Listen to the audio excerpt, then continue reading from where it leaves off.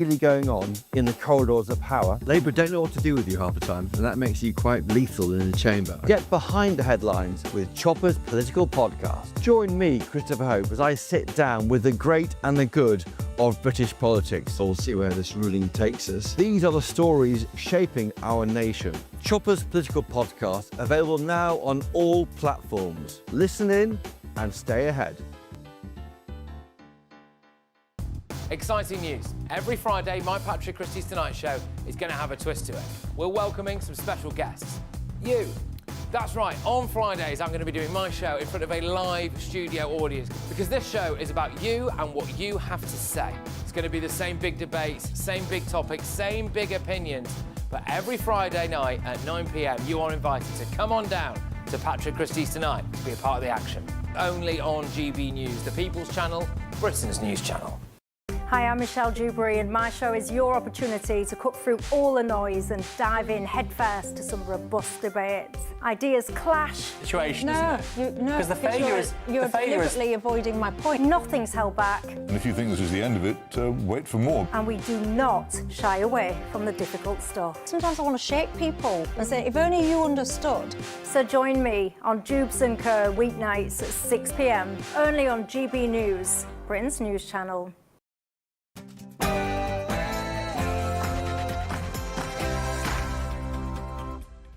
It's Saturday night, and this is the Saturday Five, the UK's biggest Saturday night TV show. I'm Alex Armstrong, along with Will Kingston, Dr. Renee, Ellie Wheatley and Dominic Moffat. Tonight on the show... Palestine is not a state, it's a reward for terrorists. The trans NHS takeover is complete. Well, I'm furious because the online Stasi is here and you can thank the Tories. It's not about asylum, it's about freebies. Corbyn's new party, it's bad news for reform, good for Labour. Well, it's 6 p.m. and I promise you this is going to be a very special Saturday Five.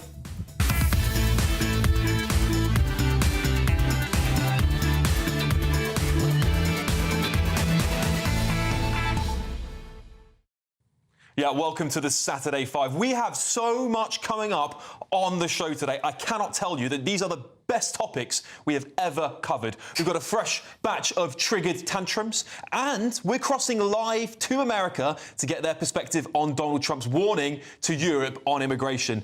Plus, a PR expert who will talk us through the most bizarre PR strategies of the week. Get this, including Gwyneth Paltrow appearing in a video as a spokesman for the tech company whose CEO was caught up in that Coldplay kiss cam scandal. Trust me, this next few hours even, you're not going to want to miss them. Of course, during the course of the show, I want to know what you think as well. So send your views in, gbnews.com/your say. And while you're there, we've got Ask the Five at 8 o'clock. You can ask us anything and we will give you our take on it. So get those in, just put Ask the Five in your comments.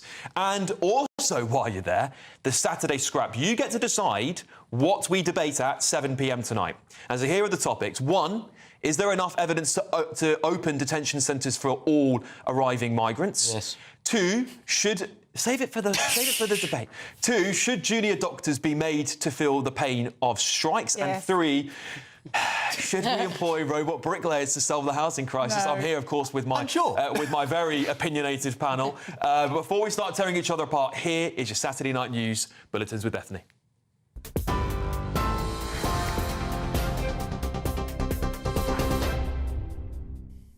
Good evening. The top stories from the GB Newsroom. The US president is warning what he calls a horrible invasion of illegal migrants risks killing Europe. Speaking to GB News after he touched down in Scotland, he urged European leaders to crack down on the issue. You better get your act together, or you're not going to have Europe anymore. You got to get your act together. You're allowing it to happen to your countries, and you got to stop this horrible invasion that's happening to Europe. This immigration is killing Europe. The president has spent the morning playing golf at Turnberry in South Ayrshire. He's expected to meet with the European Commission President, the Prime Minister and Scotland's First Minister in the coming days. Meanwhile, hundreds of protesters have gathered in Edinburgh and in Aberdeen, insisting the president is not welcome there. The Prime Minister says the UK is working with Jordan to drop aid into Gaza and evacuate children needing urgent medical assistance. The UN says almost 900 Palestinians have been killed near aid sites and that malnutrition in Gaza is soaring, with almost a third of people not eating for days.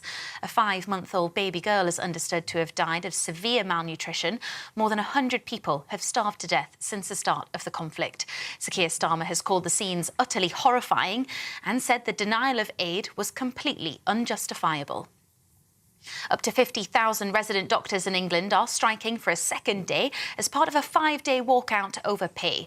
Their union, the BMA, is demanding a 29% pay rise to restore what it says is 17 years of pay erosion. The government is insisting it won't improve its offer of 5.4%. It's saying resident doctors have received the highest pay rise of any public sector employees over the last 3 years. The Health Secretary, Wes Streeting, has condemned the strikes as reckless, but Dr. Becky Lavelle said current working conditions are impossible. I would say that the chronic understaffing and under-resourcing of NHS hospitals put patients at risk every day. And part of why we're here today is to ensure that we keep enough staff on as doctors to actually keep the system going.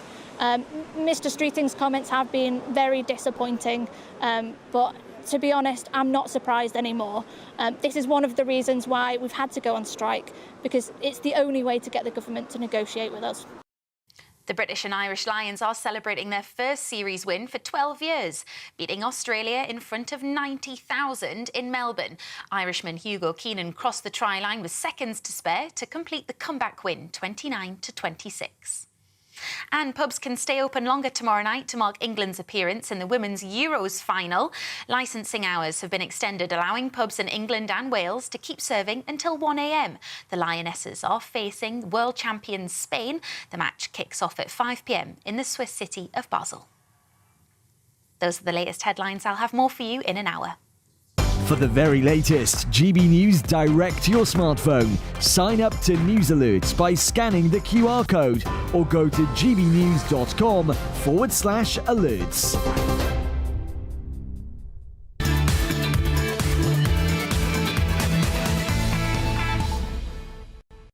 Welcome back to the Saturday 5. Over the next 3 hours, the biggest debates, hottest topics and, of course, entertaining interviews. But to kick us off, President Trump has spent the day at his golf course in Turnberry in Scotland. He arrived last night with a warning for Britain and Europe to get its act together. Here's what he told GB News' Bev Turner, who was on Air Force One with the president. On immigration, you better get your act together, or you're not going to have Europe anymore. You got to get your act together. Biden was a total stiff, and what he allowed to happen, but you're allowing it to happen to your countries.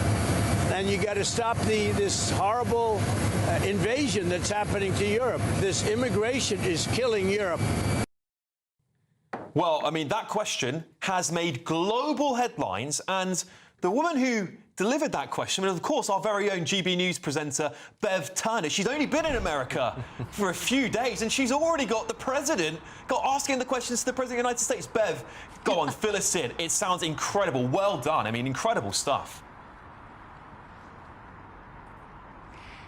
Thank you, Alex. Thank you so much. Well, it was just a bit of potluck, really. And also, it was the question that I think a lot of people here want to know the answer to about immigration. Most of my fellow journalists, there are only 13 seats on Air Force One for the media. A lot of them are photographers and agency journalists. I had one other British journalist there who works for the Daily Telegraph but is based in America.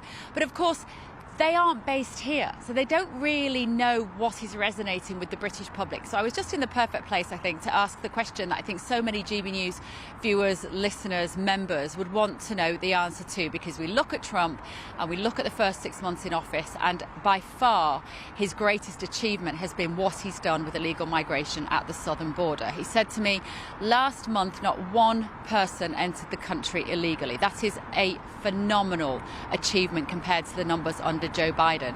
I would love to know the advice that he might give Keir Starmer when they speak on Monday. It would be fascinating to know whether Starmer would even listen to whether any advice that President Trump could give him. But the crowds last night were phenomenal. I got off Air Force One and came along with the motorcade through Glasgow. It was exactly as it looks like on TV, not stopping at a roundabout, not stopping at a traffic light. The British police did an amazing job of making sure that all the vehicles got through safely. We got up to Turnberry, where President Trump and his immediate party and, of course, his close protection all staying there this weekend. The journalists then headed off to a hotel in the centre of Glasgow, and I'll be back there tomorrow morning when Donald Trump meets with Ursula von der Leyen to see what's happening there. So more opportunities, hopefully, to talk to the President over the weekend. Bev, just incredible stuff, absolutely incredible. I've just got a brief question to ask you. We've heard about protests taking place where Trump is. How prolific are they? Are they just scattered people around certain places here and there, Bev, or are we seeing quite a substantial amount of people protesting Donald Trump's visit to Scotland? I think I caught your question, Alex. The sound is quite quiet, but I think what you were asking me is, did I see any evidence of any protests that were negative?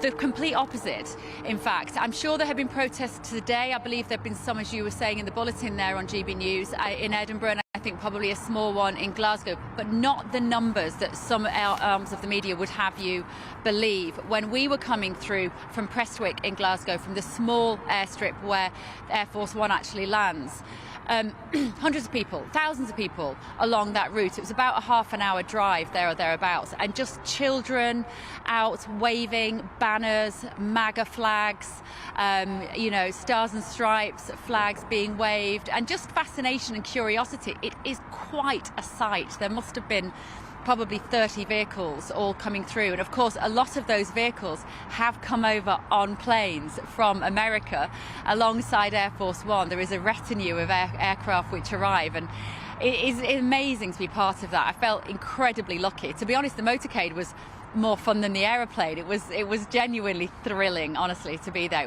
It was remarkable.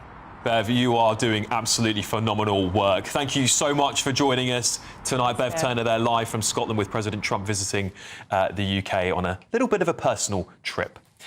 Moving on, because I have been absolutely furious the last 48 hours. The government now has sweeping powers to decide what you can and can't see online.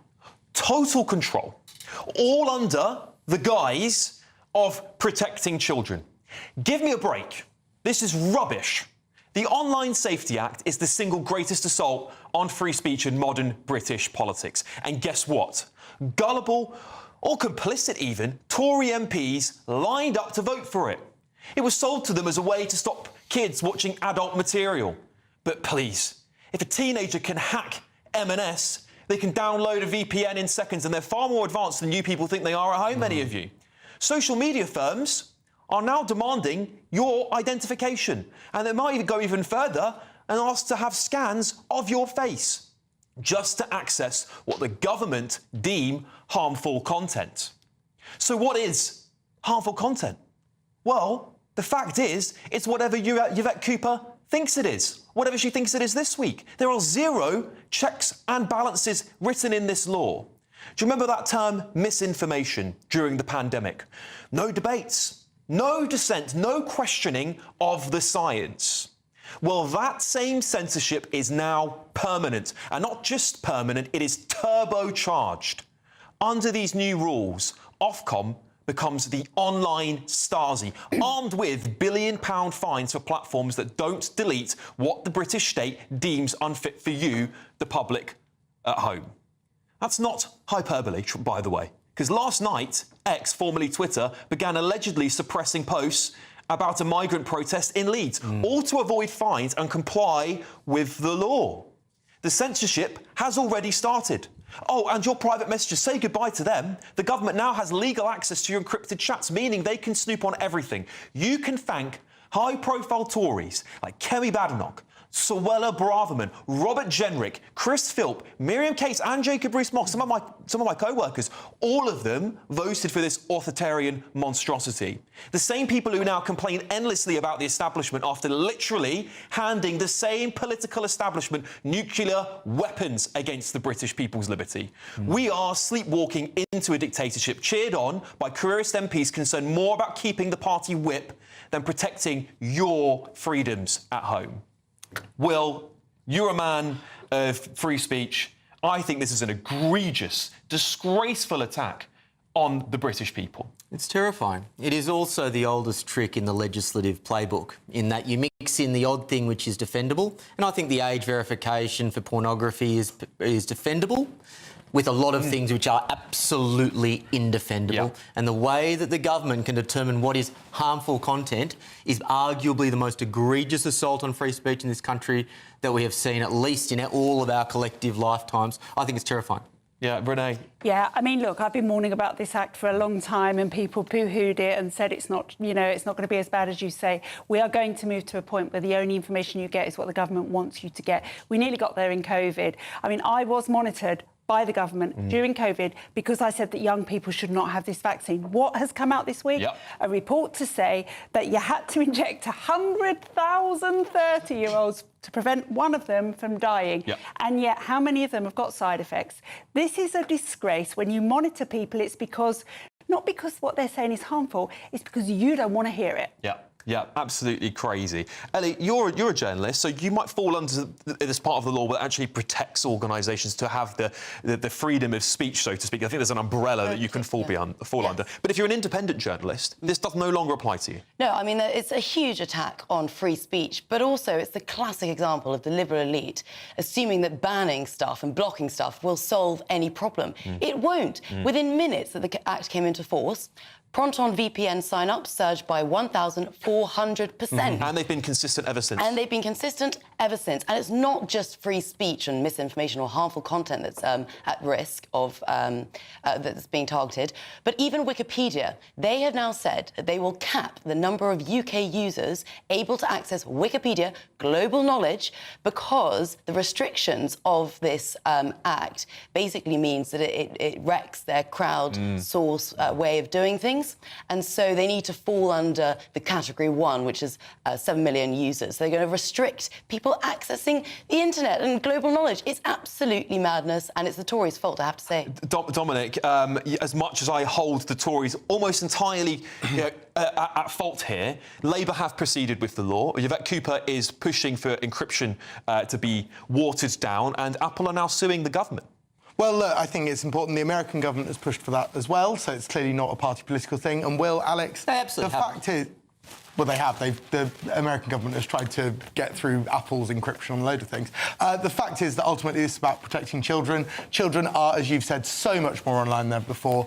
Children's lives are spent online. They now see things that you would never want them to see. And ultimately, this is because of big tech. Big tech refused to regulate itself, refused to delete stuff. Elon Musk got rid of their own internal moderation Do you know teams. how you protect children? If they still had those, you wouldn't need this. Do you know how you protect children? You do what the Labour government voted down with a whip about a month ago. You stop smartphones for children. Then you let them live their childhood, and you let adults be adult and make their own decision. I think it's about education. You know, we should educate our children about what they could accidentally come across. I mean, when I was growing up, I was sort of warned by my parents, don't look at this sort of thing, don't look at that. And as a result, I didn't. Well, this is it, right? The hypocrisy we've got here, Will, just very briefly, because Labour voted against this bill, actually. So funnily enough, they are very happy to have it, because obviously the Tories have handed them this brilliant dictatorial power, haven't they? Yeah, they have. But I think there's equal culpability here. But this is exactly the trap they want us to fall into. They want us to talk about kids because that's a safer ground. Their bigger problem is the lack of, or the freedom of speech issues for adults. That is the big problem, and they want us to say, oh, think of the children. That's the political tactic. It's the same old tactic always, isn't it? It's under the guise of safety. Let me just ask you, do you feel your kids are any safer at home if you've got kids there? I doubt you will. Anyway, you're with the Saturday 5 live on GB News. Coming up after the break, Will, what have you got for us?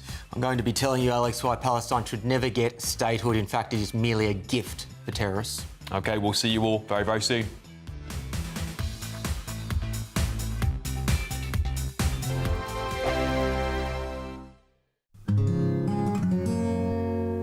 At GB News, we are proud to stand for you, for the Britain you love, for the communities you live in.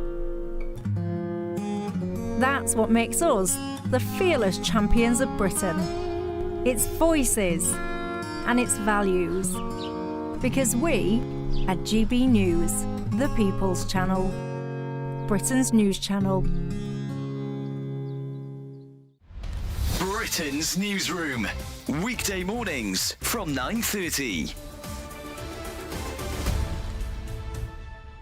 Well, we have found some peacocks, so we've been speaking to people today, hearing from them how much of a nuisance they say they are. It is a real mix, though, here. Some people saying that actually they're all right, that they're part of the furniture of this village now. You can see this peacock here showing all of its feathers. I'm going to be very honest with you. We have just seen it attempt to mate the peahen that you can see behind it there. And this showing of feathers is part of the thing, what they do to try, part of the mating call here as well, to try and show all of the feathers off and everything like that. And there's a thing that they do train rattling as well. I wonder if Mr. Peacock might talk to us. Mr. Peacock, would you? Come on, Jack. Come on, Jack. We need you to get involved. Not sure. GB News, Jack This is your big David Attenborough moment, Jack. Any questions to say to the nuisance you might be causing people?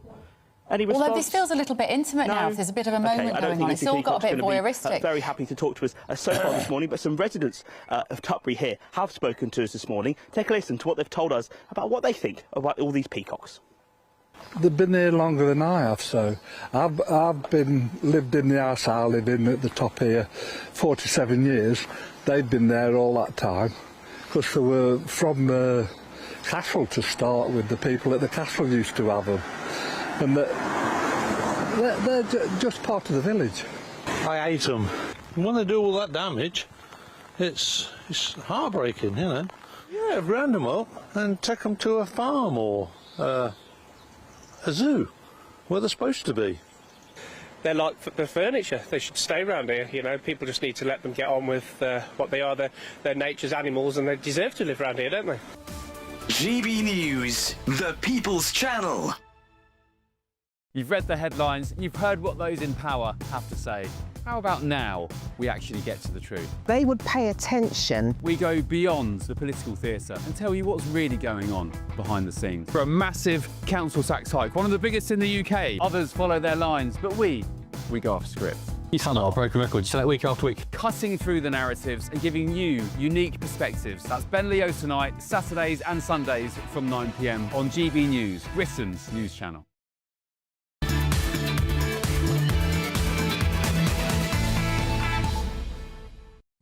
Welcome back to the Saturday 5. Please get in touch, gbnews.com/yoursay, and get the questions in for Ask the 5. Just put Ask the 5 in your comment. I will save it for later. We tend to get through loads of them at 8 o'clock, so please keep them coming. But now, it's time for our next debate. Will, take it away. Thank you, Alex. The French have a long and inglorious history of surrender. But this week may have seen their most cowardly act of surrender yet, when Emmanuel Macron surrendered to Hamas by recognising Palestine as a state. To his credit, Keir Starmer did not follow suit, at least for now. There are practical reasons, of course, why this is student politics nonsense. You cannot recognise Palestine as a state. They do not fit the requisite requirements for statehood. They are unable to engage in diplomatic relations with other countries. Of course, they don't have a functioning government unless you consider a murderous, barbaric terrorist regime a functioning government. There is a moral argument against this, of course, and that this is obviously giving the murderous, barbarous Hamas regime credit and a reward for the acts of October 7. But there is no overarching reason for why Palestine cannot be considered a state by the United Kingdom. And that is because they have been given plenty of opportunities in past decades for statehood, and they have rejected them time and time again. And do you know why they have rejected them? Because ultimately statehood is not what they care about.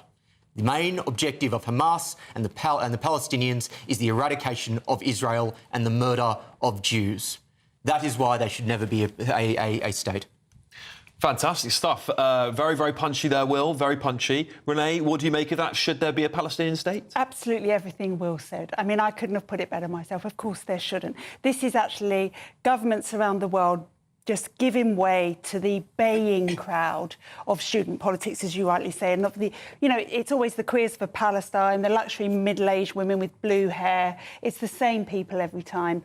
And they wouldn't last for a day in Palestine because Hamas would kill them. Yeah, Dominic, chickens for KFC, half the time, isn't it? Queers for Gaza. It's always the same group of people who show up to these protests. They're either middle-aged, old-age pensioners who, I've been to some of these protests. I've been there. They're all pretty old people who get arrested in the end, and the rest of them are sort of gays for Gaza. Yeah, all with double-barreled names. The people calling for a Palestine state just got very loud voices, but tend to be quite a minority. Well, maybe unlike you, I've been to Palestine, and what I will say is that ultimately Palestinian state... It doesn't exist. Well, it does exist, and State of Palestine is not a question of what Hamas wants, which isn't the government of Palestine. There is a government of Palestine, and it's not Hamas. It is a thing that will enable the people of Palestine, who are the people truly suffering here, to not suffer in the future. How will it do that? They are the victims of Hamas. How it's going to do that? I'd love to know. Tell me how it's going to do it. What? Being recognised as a state will help the people of Palestine? It's quite symbolic, though, isn't it, Rick? No, please. I would love to hear how that's going to do it. I think you're right. It's symbolic because it's about recognising Palestine and Israel. Exactly, but what I'm saying is it won't really do much. Well, no, but Dominic says it will. I'd like to know how it will. How can you be a symbolic country? Yeah. A country's a real thing. Recognition of statehood is symbolic. So, Dominic, are you suggesting that because a state is formally recognised by, let's say, the United Kingdom or France, that the war would end in some way? No, of course not. But also the UK government has now moved to a position of urging the war to stop as soon as possible, calling for an urgent... But you see, this is the interesting thing, right? Because, and I'll pass this to you, Ellie, because... I'm under the impression that I don't think the Americans and Israelis care what we say at all anymore. No, I don't think they do. And listen, I mean, China and Russia recognise a Palestinian state. I don't think the UK recognising a Palestinian state now, before we get to a two-state solution, will actually make a difference at all. And if Starmer caves in to the likes of Rayner, Streeting, those pro-Palestinian protesters, and he caves into them now, before an agreement has been reached, they will just demand something else. So forgive me for asking the obvious question, but how can you have a two-state solution when one of the states doesn't recognise the other state's right to exist? Well, this is the age-old difficulty, isn't it? And I genuinely don't believe that we're going to ever resolve this. I mean, we definitely won't resolve it here on this panel. But I don't think we're going to resolve this internationally either. It's a good show. Don't put it past us. No, you never know. We might do it. Dominic, are we having this debate right now because Labour is in deep trouble? Jeremy Corbyn's party, which we're going to talk about later. I'm looking forward to you telling us about that because I think you've got a very interesting angle. But Jeremy Corbyn's new party is going to be basically quite a lot of pro-Palestine independents who might come under that banner. The Jezbollah. Potentially, was it Palestine before potholes, whatever their name's going to be. This group is going to eat at the Labour's vote, is it not? Absolutely, and it's a very difficult area, and you've talked about several members of the Cabinet who are in a difficult position themselves. You know, Wes Streeting's majority was down to several hundred at the election. On this very issue. Wes, I think it's a shame. He's done. Sorry, Wes, you're done, mate. There's a lot of them. I mean, there's a lot of Labour Cabinet members who could be losing their jobs as a result to Jeremy Corbyn's new party and reform. I mean, they could get eaten up on both sides. But anyway, moving on, £54,320 richer is what you can be. Lines are closing Friday the 1st of August, so you haven't got a lot of time now. Here's all the details you need. Get involved. It's the final week to see how you could win big. It's our biggest cash prize to date, an incredible £54,321 in tax-free cash has to be won. What would you do with that? With all of that cash, you could just chill out, treat yourself and indulge in the finer things in life, somewhere like here, Downhall Hotel and Spa. You really could win the cash giveaway of the summer.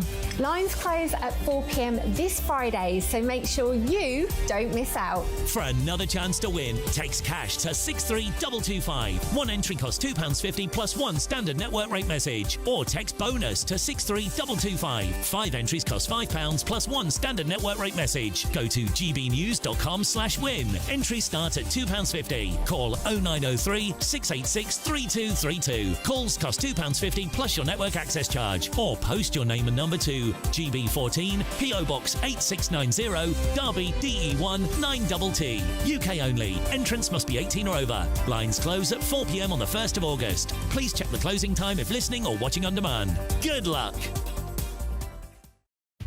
All right, good luck, everybody. Still to come tonight, Dr. Renee, what have you got for us? I'm going to talk about how we've seen this week that the NHS is now complete trans land. OK, well, more on that coming up after the break.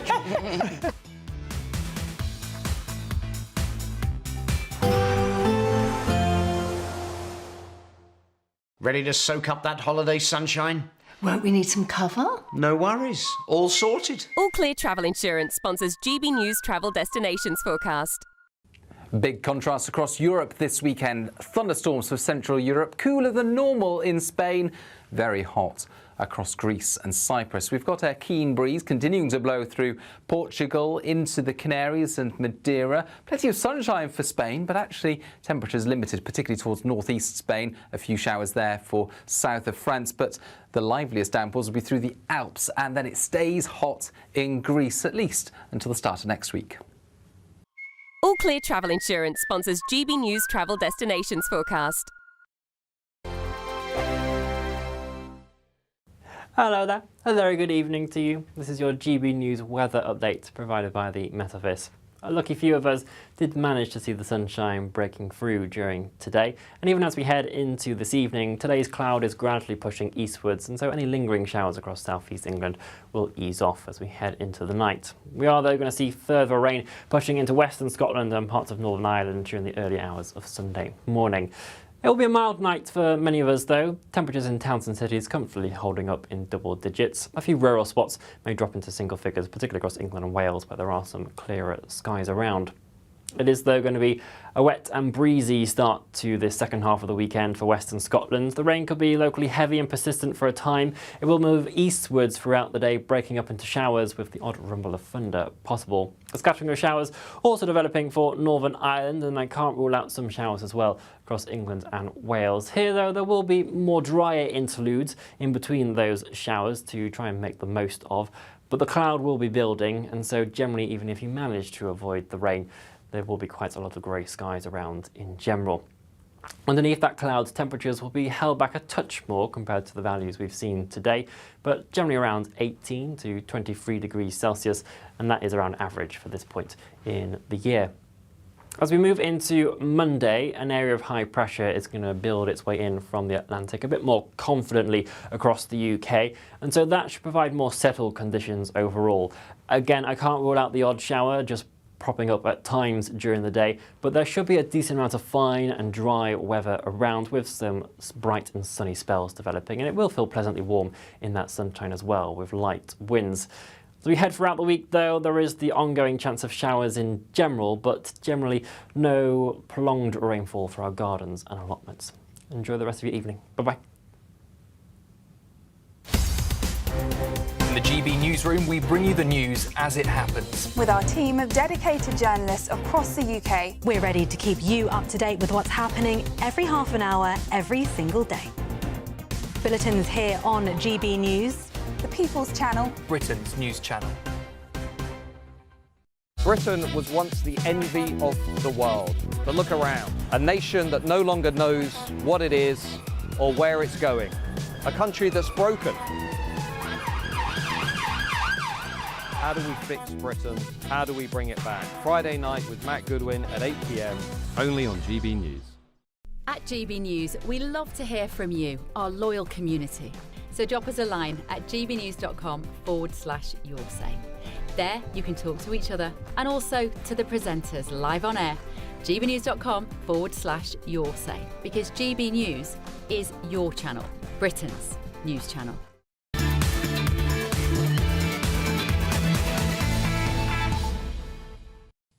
All right. Right, welcome back to the Saturday 5, everybody. Let's see if we can get some of your comments here.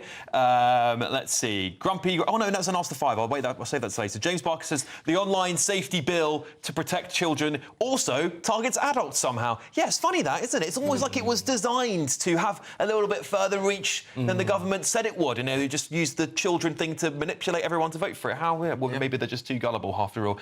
Dr. Renee here. Simon says, Dr. Renee, could I just say that no child can get a mobile phone contract, so only the people responsible when it comes to what the topic we were discussing earlier is the adults. I agree. I agree. Yeah. Yeah. Stop the bans and start parental responsibility. Yes. Yeah. That's right. Stop the bans. Anthony here says you need ID to access the internet, but not access the country. Yes. Yeah. What a hypocrisy. You can vote at 16. You can vote at 16, but you can't watch harmful content online. There we go. Absolutely bonkers stuff. Keep your comments coming in. gbnews.com/your say and get your questions in for Ask the 5 too. Right. Now it's time for our next debate, and Dr. Renee is going to take it from here. Yes, OK, Alex. Well, the Sandy Peggy versus NHS Fife court case is exposing the depth to which the NHS is completely captured by trans ideology, the madness of the foundation upon which the trans story delusion is built has been exposed in court this week to ridiculous extremes. The diversity officer, Isla Bumba, not her stage name, told us that she didn't know her actual sex because she didn't know her chromosomes. I would politely suggest that growing some breasts and having periods at puberty was a good pointer, but what do I know? Kate Searle, the A&E consultant, rallied 20 other consultants to bully nurse Sandy Peggy, and she expressed outrage that anyone would question Dr. Upton's chromosomes. In fact, she went on to claim, and let me not misquote her, sex was a decision made at birth by whoever delivered the baby. I kid you not. An A&E consultant thinks that sex is defined by the person who delivers the baby. She went to a different medical school than me. All of this stems from the 6-foot-tall ex-rugby playing Dr. Upton, who demanded that he changed and got to watch nurses changed in the same single-sex space. And when Sandy Peggy refused to do that, he reported her for bullying and harassment and said that his feelings were hurt. This was the starting gun for Kate Searle, Isla Bumba and Fife management to rush to coddle and protect the male, because what we now have in this delusional cult that has gripped the NHS, where men's feelings are more important than women's safety, where men's delusions are more important than women's single-sex spaces and rights, is this. This is what we're seeing. And he milked this team for their gender fashionable views to his advantage. But it's all unravelling in court. The fact that they've even continued to court since the Supreme Court showed them that what they were doing was illegal shows that this excision of trans ideology from the NHS is going to be bloody, and it might even be terminal for the NHS. Yeah, this is ridiculous. We've had a Supreme Court ruling which should have been all the guidance anyone needed, if you needed it at all in the first place, quite frankly. I think if you can't figure out what the difference between a man and a woman is, we've got problems in this country. These doctors obviously need it. Well, I just can't wrap my head around it. But they're going to be the last Japanese soldiers in the jungle, aren't they? Because just explain that comment very briefly so everyone understands.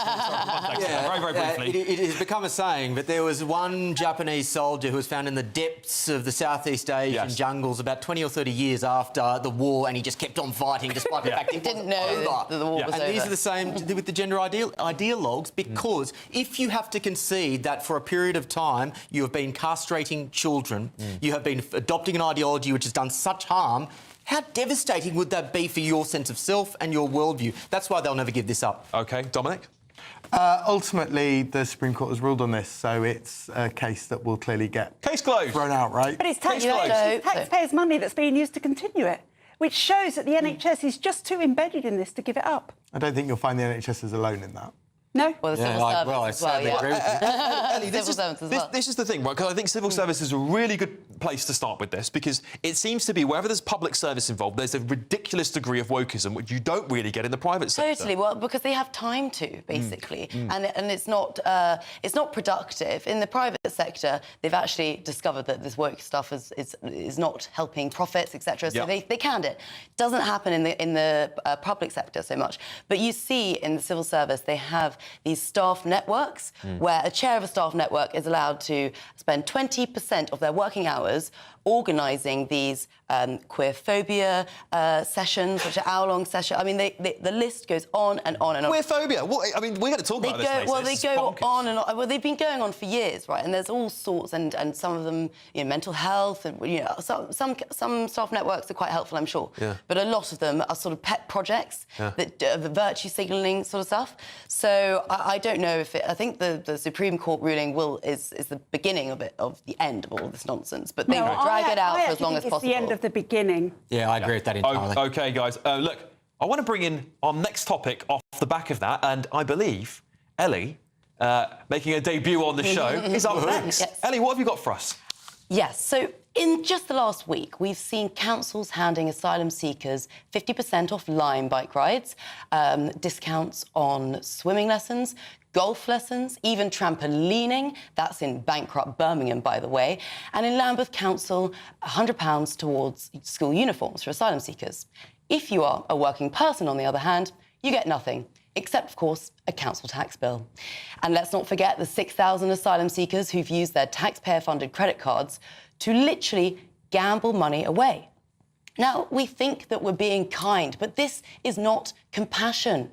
We are fueling a pull factor, actively encouraging illegal migrants to cross the channel at the risk to their lives. By the way, a man died today, and they know that there'll be freebies at the end of it, so they're willing to take that risk. Now, I'm not anti-immigration. I think we do need it in this country, and we absolutely must look after those who are in genuine need. But it has to be fair, it has to be legal, and it has to be controlled. We cannot continue to encourage these illegal migrants by offering them freebies. Of course, they're going to take it.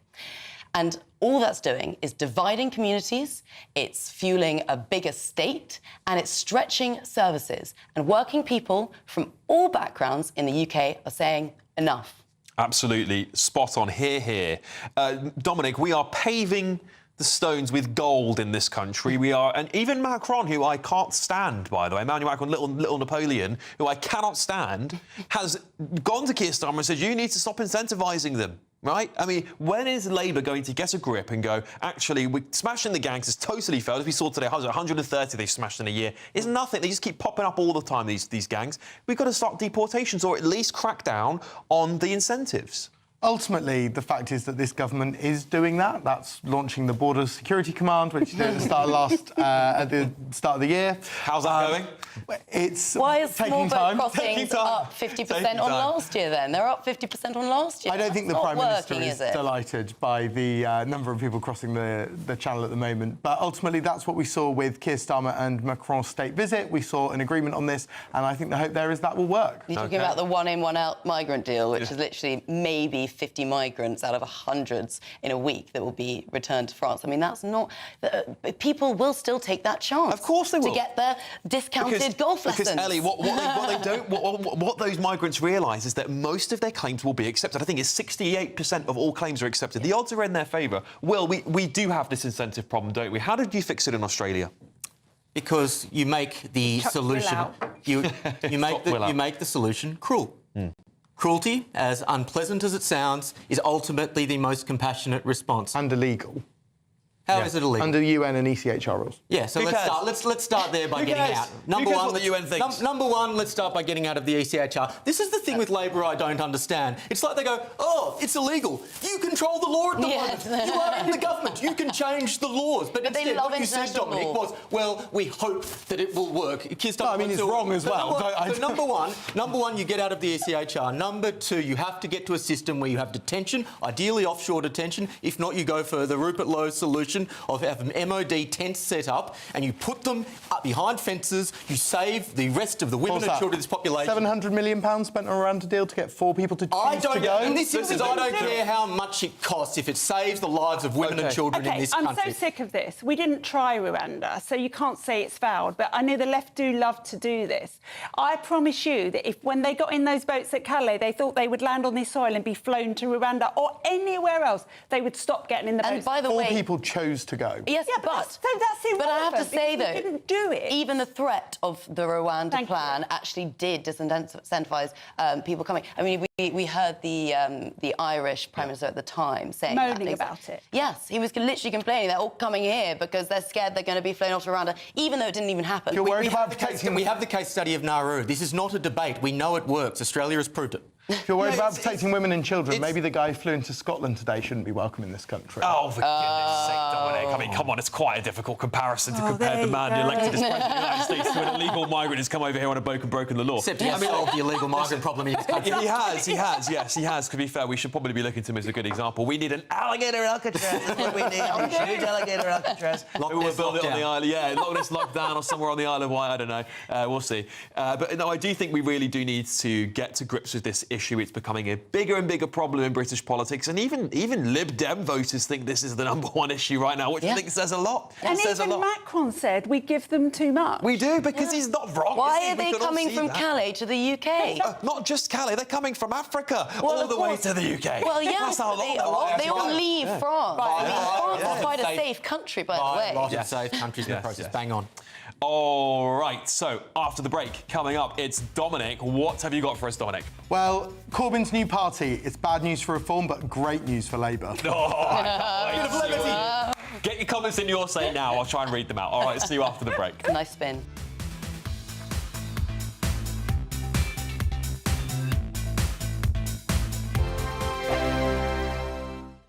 Welcome back to Britain's Newsroom with Andrew and Beth. Hello everyone, Patrick Christie's here. I'm Michelle Duke, Britain's News Channel. Access the stories that matter to you. Take the GB News family with you on any device. And as long as you have an internet connection. Tune in to GB News, anywhere on the planet or beyond. GB News, the People's Channel, Britain's News Channel. Hi, I'm Michelle Dewberry, and my show is your opportunity to cut through all the noise and dive in headfirst to some robust debates. Ideas clash. Situation, no, isn't it? No, because the failure is you're deliberately avoiding my point. Nothing's held back, And if you think this is the end of it, wait for more. and we do not shy away from the difficult stuff. Sometimes I want to shake people and say, if only you understood. So join me on Jubes and Co weeknights at 6 p.m. only on GB News, Britain's news channel. Good Afternoon Britain isn't just about us. The wonderful thing about this programme is it's about everyone watching. It's an interactive programme. Well, there absolutely is something to see here, and we're going to be talking about it more. Whether it's breaking royal news, please bring us up to date, or indeed a particularly punchy speech in the House of Commons. Very, very curious. We bring it to you live, and then we bring you live reaction as well. That's Good Afternoon Britain, weekdays from midday. Only on GB News, the People's Channel, Britain's news channel. From the school run to the home run, watch a new show for all of Britain. He can say whatever he wants. A straight talking show where all voices are heard.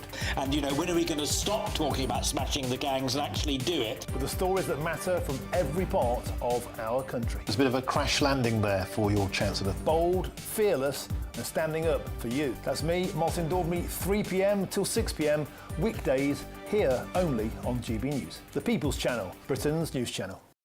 Westminster's full of talk, but out here, it's the real world. Am I allowed to talk then? No, that's it. This is where it matters, real people and real lives. That's what politics is all about. In fact, has Trump made a good start? No. Straight answers, no spin, and just a couple of pints. How many fingers have I got up? About 10. So join me for Lee Anderson's Real World every Friday at 7 p.m, only on GB News. The People's Channel, Britain's news channel.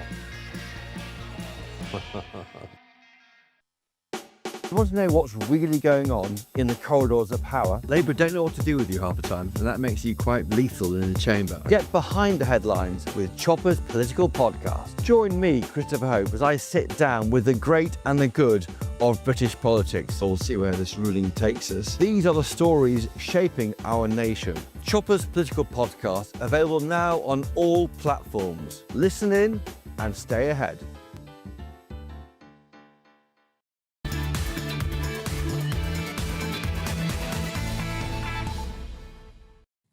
You're back with the Saturday 5 here on GB News. Let me read out some of your comments here. Right, Peter says, basically, what Peter's saying is that we were wrong and Jacob Rees-Mogg wasn't an MP, so he doesn't understand how he voted for anything. Well, of course, the online safety bill went through in 2023, Peter, and Jacob Rees-Mogg was an MP and he did vote for the bill, as the litany of Tory MPs that I listed off also did as well. You've been stewing on that for a few minutes, haven't you? I do get my facts right most of the time. Not always, but most of the time. Careful. Most of the time. Someone with a name I can't read out loud. Actually, do you know what? I can't read the whole thing. I'm going to leave it there. We might save it for later after we've had a drink. My producer can lose it over it. Alex said, Ari, the online safety, but as a philosopher, novelist, Ayn Rand stated, the only difference between a welfare state and a totalitarian state is a matter of time. That's a great one there. Keep your comments coming in. We'll keep on reading them out throughout the show. Obviously, gbnews.com/yoursay to get them in if you need to know where to go. Right, don't forget to vote as well. gbnews.com/poll. We want to know what you think about the different topics we've got to vote at the 7 o'clock for our big head-to-head. But now, it's time for our next debate. Dominic, also debuting on the show tonight. What have you got for us? Well, Alex, tonight we've got this week Jeremy Corbyn sort of launched his new political party with Zara Sultana and assorted hangers-on no longer welcome in the Labour Party. Ultimately, this is good news for the Labour government because the one thing that Keir Starmer can now say is there's no home for cranks in the Labour Party anymore. They've got their own party and they're all very welcome to it.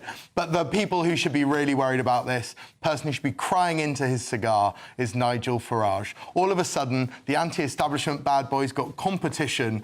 A new Your Party, if that's what they're calling it, they can't agree, is going to be there hoovering up those votes for people who are unhappy. And I think that's all the voters on this channel. Serious chance, I'm sure lots of people watching will be voting for Jeremy Corbyn's new party come next May. I have a very gut feeling that they won't be. I want to put that to the test. Dominic, what issues do you think potential Corbyn voters would agree with reform on? Potential Corbyn voters agree. They will agree that because the British public agree that the cost of living is too high. They will agree that the water companies are ripping people off left, right and centre. They will agree that train operating companies are ripping people off. Reform agrees with nationalisation as well. Exactly. This is my point. Nigel Farage may even, I think, have been the first political leader to call for the nationalisation of Sheffield Steel. Yeah. You know, this is a world in which we live, that reform and Jeremy Corbyn's new party are closer than we think. I don't disagree with you entirely because I think... I don't either, actually. Yeah. I think there'll be a small percentage of people who would be going to reform purely because they hate Starmer so much. They may switch over. Yeah, but a lot of them are obviously pro-Palestine people, right? The MPs, the voters, and I don't think they would be voting for reform anyway, right? They'd be voting for Labour. And actually, a YouGov poll just before the official launch of Corbyn's party, Your Party, whatever it's called, when Zara Sultana jumped the gun and announced it before, and then Jeremy went, oh, wait, no, I mean, they've got to get their act together first if they are wanting to take any of these votes. But YouGov did a poll at that point, and 3% of Reform voters said they would consider voting for a Corbyn party, and 31% of Labour, I'm talking 2024, voters said that they would consider voting for a Corbyn party. So I think this is a huge threat to Starmer. Yeah, and sorry, Alex, can I just quickly say that 97% that didn't think that they would vote for a Corbyn party are the ones who think immigration is the top issue. I thought it was a very admirable spin, Dominic, and I thought it was kind of intellectually quite interesting. But the fact of the matter is, you vote for reform because of immigration, and that will be the single big dividing. I think it's 58% of reform voters think immigration is the top issue. That leaves a lot of people in reform. I think it's higher than that, actually. Well, we just put this comment out because we'll come back to that soon. Because Keith here, and I want to get this comment. And Keith says, splitting the left wing vote, which is what Keith calls this, is how was what will happen with Labour in most of the red wall seats. Corbyn will split the red vote, and Nigel in Reform will sweep the rest of it up. I think that's exactly what's going to happen, because I don't think Reform are really positioning themselves in any way, shape or form as left-wing. They are socially patriotic people, which Corbyn is absolutely the exact opposite of, and I think most Reform voters are socially patriotic people. They might be slightly more economically left-wing on some issues, but generally speaking want to actually lower taxes across the country, so they're a little bit more Thatcherite. So economically, they're not going to agree. I think if you're just voting for Reform because it's a protest in some way, then you might move to Corbyn. Yeah. But I actually think what's going to be fascinating over the next 4 years, if this party forms itself and exists, is watching Starmer try to swing to the left to combat Corbyn and swing to the right to combat Reform. It's going to be fabulous. Very confusing. Yeah, absolutely right. Reform is not a homogenous group of voters. There are lots of people there who are they're angry. That is the thing that unites them. And if they're angry on the left, they could easily go to this party. If they're angry Horseshoe theory. Yeah, there you go. A horseshoe theory, yeah, interesting. I think it's an interesting intellectual point, but I also think in practice it's nonsense. Yeah, I think you're probably right, Noel. I think you're probably right. But I admire it. Anyway, loads more to come on the show tonight, including the Saturday scrap. So at the 7 o'clock time, we are always debating a big topic of the week, and we want to get your opinions on that. So you can go to gbnews.com/poll. That poll is closing really, really quickly in just a few minutes' time, so 10 minutes or so, and we want you to pick on these a few debates here. So we've got one: is there enough evidence to open detention centres for all arriving migrants? 2, should junior doctors be made to feel the pain of strikes? 3, should we employ robot bricklayers to solve the housing crisis? Right? So we were having this debate. You and I. Right? I think if we don't win it this week, we'll do this one next, because I think you guys would find that debate really, really interesting, more so than it shows on the Facebook. Trust me, because it doesn't sound that exciting, but it really is. Let me just get to some of your comments before we go to the next hour. Paula says Corbyn's party is bad news for Reform. Really? I remember the Brexit vote and when Boris was voted in. Going by that, there are many people out there waking up who will vote for Reform again. Peter says, Will, tell us about the Australians surrendering to much smaller Japanese forces in Singapore in 1942. So you've got a bit of a history lesson. I thought he was going to ask me about the Australian rugby game today. Why don't you just briefly tell us how that's going for you as well, mate? Both tragedies, mate. Both tragedies. He's had a really rough week. Not only is his political hero Robert Jones being slammed in every corner, he's also not doing very well in the sporting side of things either. That's also... Yeah. Can't defend it. You can't defend it, can you? You can't defend it. Go to the break. Hang on. We've got a little bit of time left. We don't want to go just yet. OK, what else have we got here? Let me see if I've got some of the other comments to read out to you. Asked, should there be an investigation into who funds the left-wing antagonists who turn up on every migrant demo to cause trouble? Quick yes or no from you, Will? Yes. Yes. I think yes. No. That was a very predictable quick round there. Yeah, there's lots of... I mean, look, Nigel Farage was warning earlier in the week about this potential crisis, societal crisis happening over the UK. But look, don't go anywhere. We've got the Saturday scrap coming up for you. Go and vote for it, and we will see you after the weather.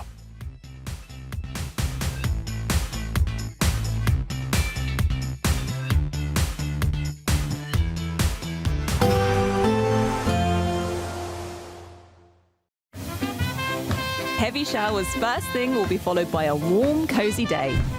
Boxed boilers, sponsors of weather on GB News. Hello there, a very good evening to you. This is your GB News weather update provided by the Metaverse. A lucky few of us did manage to see the sunshine breaking through during today, and even as we head into this evening, today's cloud is gradually pushing eastwards, and so any lingering showers across southeast England will ease off as we head into the night. We are though going to see further rain pushing into western Scotland and parts of Northern Ireland during the early hours of Sunday morning. It will be a mild night for many of us though, temperatures in towns and cities comfortably holding up in double digits. A few rural spots may drop into single figures, particularly across England and Wales where there are some clearer skies around.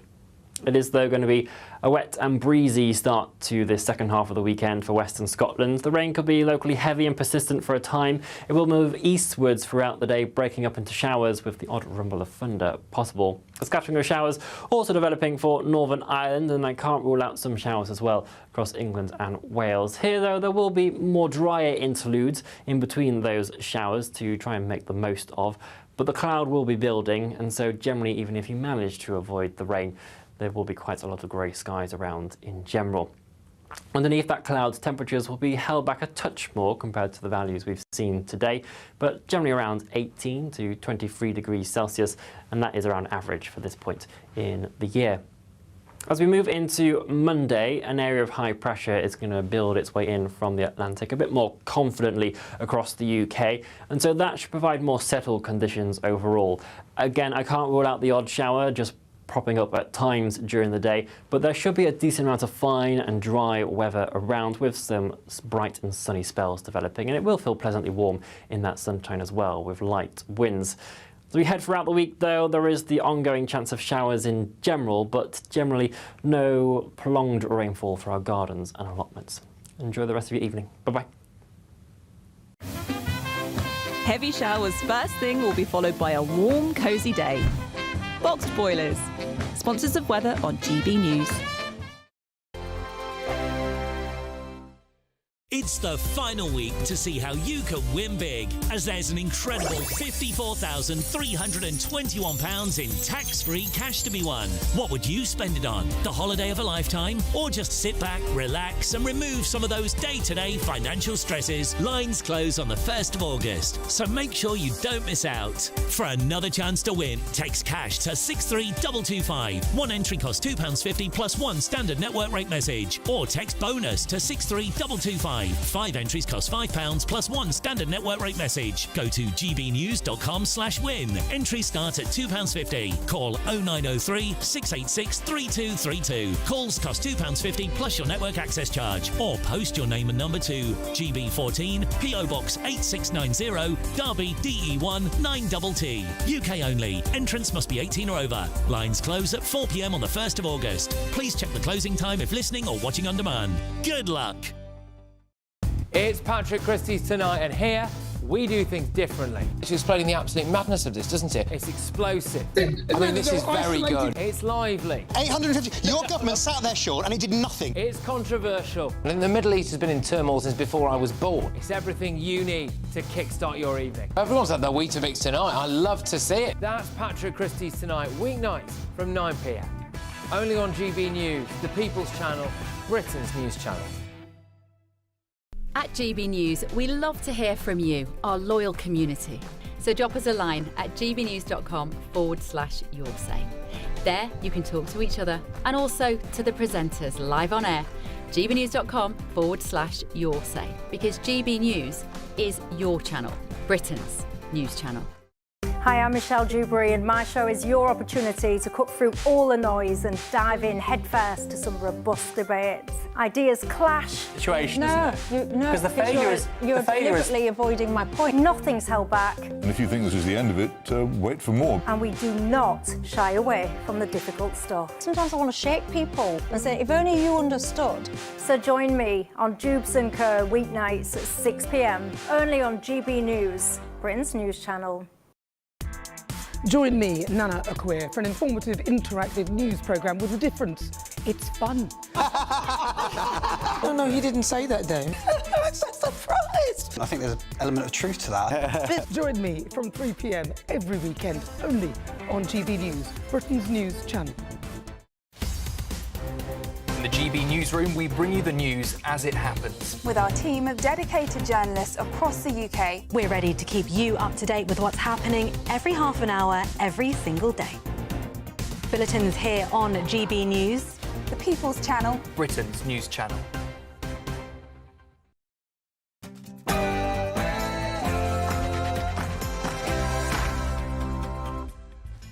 It's Saturday night, and this, of course, is the Saturday 5, the UK's biggest Saturday night TV show. I'm Alex Armstrong, along with Will Kingston, Dr. Renee, Ellie Wheatley and Dominic Moffat. Tonight, on the show. Ding, ding, ding. It's the Saturday Scrap coming your way. We will also bring you all of our bunch of fives. Donald Trump has been teasing the Europeans, all of us here. We're going to find out what he's got to say. Our first tantrums of the week. And we'll be answering your questions in Ask the Five. Yes, at 7 p.m, and this is the Saturday Five.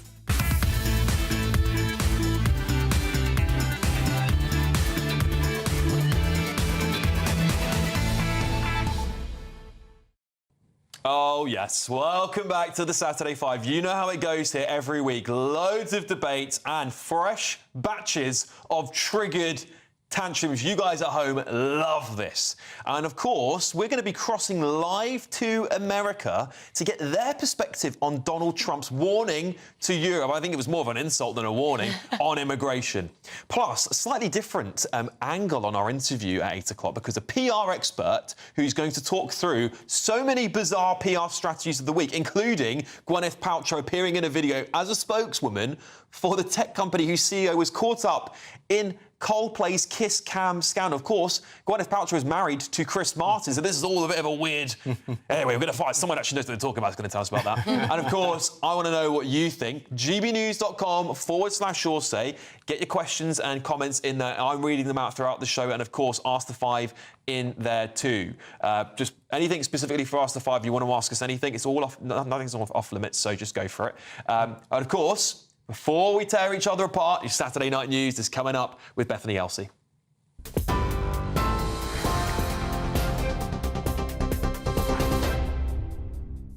Good evening. The latest headlines from the GB Newsroom. The US president is warning what he calls a horrible invasion of illegal migrants risks killing Europe. Speaking to GB News after he touched down in Scotland, he urged European leaders to crack down on the issue. You better get your act together, or you're not going to have Europe anymore. You got to get your act together. You're allowing it to happen to your countries, and you got to stop this horrible invasion that's happening to Europe. This immigration is killing Europe. The president has spent the morning playing golf at Turnberry in South Ayrshire. He's expected to meet with the European Commission President, the Prime Minister and Scotland's First Minister in the coming days. Meanwhile, hundreds of protesters have gathered in Edinburgh and in Aberdeen, insisting the president is not welcome there. The Prime Minister says the UK is working with Jordan to drop aid into Gaza and evacuate children needing urgent medical assistance. The UN is warning 1 in 5 children in Gaza City is malnourished, and cases are increasing every day. More than 100 people have died of starvation since the start of the conflict. The latest is a 5-month-old baby girl. International aid organisations and human rights groups are pressing governments across the globe to take action. Up to 50,000 resident doctors in England walked out for a second day as part of a 5-day strike over pay. The BMA is demanding a 29% pay rise, but the government insists it won't improve its offer of 5.4%. It says resident doctors have received the highest pay rise of any public sector employees over the last 3 years. The Health Secretary, Wes Streeting, has condemned the strikes as reckless, but Dr Becky Lavelle says current working conditions are impossible. The chronic understaffing and under-resourcing of NHS hospitals put patients at risk every day. And part of why we're here today is to ensure that we keep enough staff on as doctors to actually keep the system going. We've had to go on strike because it's the only way to get the government to negotiate with us. The British and Irish Lions are celebrating their first series win for 12 years after beating Australia in front of 90,000 in Melbourne. Irishman Hugo Keenan crossed the try line with just seconds to spare to complete the comeback win, 29-26. And England will face world champions Spain in the Women's Euros final tomorrow evening. Manager Sarina Wiegman confirmed all 23 players are fit for the match. The government has extended licensing hours, so pubs across the country will be able to keep serving until 1 a.m. England's captain Leah Williamson says they'll do everything they can to win. The opportunity of tomorrow and what's on offer is the best thing in football. We came to the tournament, we wanted to be here, we wanted to be in it till the end and have a chance to fight for that trophy, and you can't do that until you get into the final. Like I say, we recognise the opportunity and we'll do everything we can to take it. Those are the latest GB News headlines. Have a very good evening. For the very latest GB News direct to your smartphone, sign up to News Alerts by scanning the QR code or go to gbnews.com/alerts.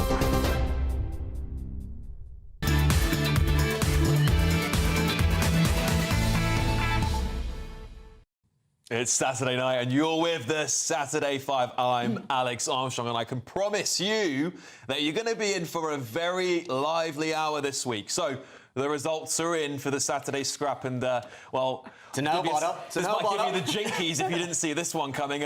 9% voted for should junior doctors be made to feel the pain of strikes. Just 9%. 2% of you voted for should we employ robot bricklayers to solve the housing crisis. And, get this, 89% voted for whether there's enough evidence to open detention centres for all arriving migrants. Well, going head-to-head is Renee and Dominic. Let's crack on with tonight's main event.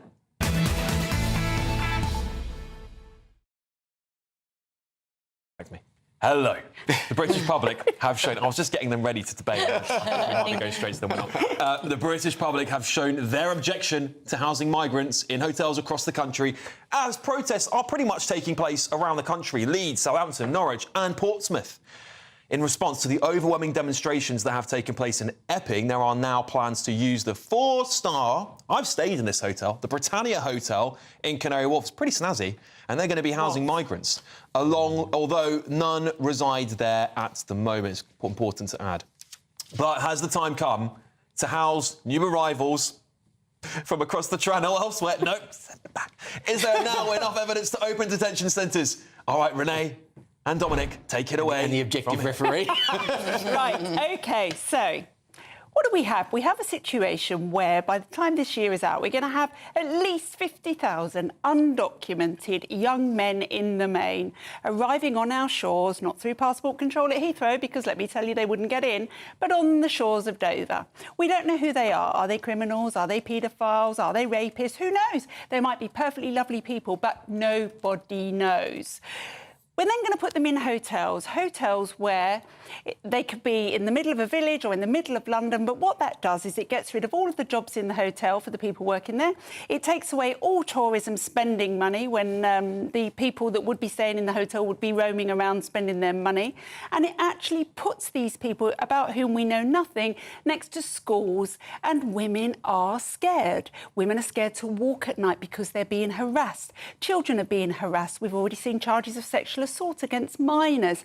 There is crime going on in the areas. We've seen stories this week of high-class shops in Oxford Street being rampaged before these people go back to their hotels. So we know that what we're doing is collecting together undocumented men who are up to bad things.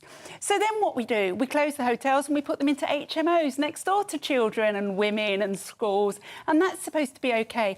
And what does that do? Not only does it destabilise communities, but it also takes housing away from people, British-born people who need housing desperately. I've got mothers with babies who are homeless, sofa surfing, and they would take a hotel room above anything, let me tell you.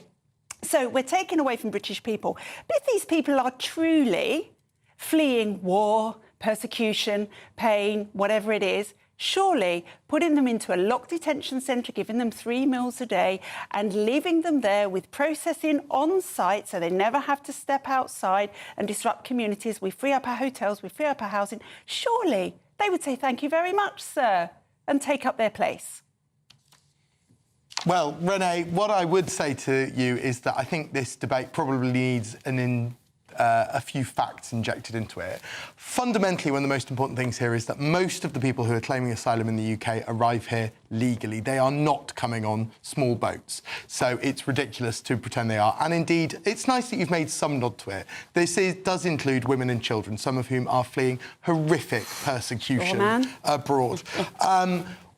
You say that these hotels don't employ people. Of course, they do still employ people. There are people working in these asylum hotels. And let's be clear, this is the current government is clearing up the last government's mess. The last government stopped processing asylum claims. Fundamentally, what you're proposing is unfair, it's wrong. And that's my main objection to it, is it's the wrong thing to do morally. This government is clearing up the asylum mess left by the last government, doubled the number of asylum claims being processed, but also has deported 4,500 foreign-born criminals back to the country that they were born in. It's sped up the removal of people who've come to the UK and have not got a right to asylum here. That's 45,000 people, and half the number of asylum hotels that are open, from 400 to 200. Clearly, a massive amount of work has already been done to reduce the numbers, the pressure that we're talking about, but it's the right thing to do morally for Britain to take people who need asylum. OK, I want to bring the rest of the panel in on this because I know. Well, I think I'll let you have another chance. I promise, Doctor, you'll have another chance. Will, should we open detention centres? Dominic, you said that you think that this is morally wrong. What I think is morally wrong is taking thousands and thousands of men who have come from cultures where it is acceptable to have sex with girls under the age of 16 and to put them in hotels around the corner from schools. That is the morality that I stand by, and to be honest, I think that's the morality that most common sense people in the United Kingdom stand by. OK, Ellie? Well, I think it's an interesting deterrent idea, particularly for people who've come across via the small boats. And if they know that they're going to go into a detention centre, which is safe, absolutely, and they'll be fed and watered, we've got to look after these people. If it is decided that actually they do have a genuine claim and they are fleeing persecution, then perhaps it's time to integrate them into society 100%. So I don't think the detention centres for people who've come across here legally via the small boats, a dangerous route, by the way, is a bad idea. No, you know what? Can I just say, because I would just solve this problem very, very quickly if it had my 5 minutes of power. If I was Prime Minister for 5 minutes, just deport them. If you've come to this country illegally, you've broken through to Britain on a small boat, you have done so with in my opinion, not a good intent. I strongly believe, and the vast majority of them coming here are economic migrants, and they are not seeking asylum because they travel through multiple safe countries to get here. If you're really worried about your safety, you would stop at the first safe place and not continuously go on. We know why they're here. They're getting benefits, they're getting hotels, they're getting golf lessons, driving lessons, ridiculous things, right? Why wouldn't you come here? Why would you want to stay in France where you're shoved in a camp? Patrick Christie's was showing this off the other week. You're shoved in a camp full of other dangerous men. Why would you not want to come to the UK? That's the question. Detention centres are not the best way to deal with this problem. The best way to deal with it is to say, if you come here illegally, you're going right back where we found you. When they've thrown their documents I'd give them straight back to France if they came through a small boat. That's you mean the deal that Keir Starmer's just no, because it's not. It's not. That's not the same. No, Dominic, that's misleading because that is not the same as what I'm suggesting. Alex, that's not the same. Alex, there will be instances where you need to detain people before you deport them. If you can get the boat before they hit the British mainland, then you can deport them immediately. What about like an Alcatraz, like an alligator Alcatraz for Britain? I'm all fine with that. And the reason I'm all fine with that is because if you put that in place within a matter of weeks, less and less people come until it goes down to zero.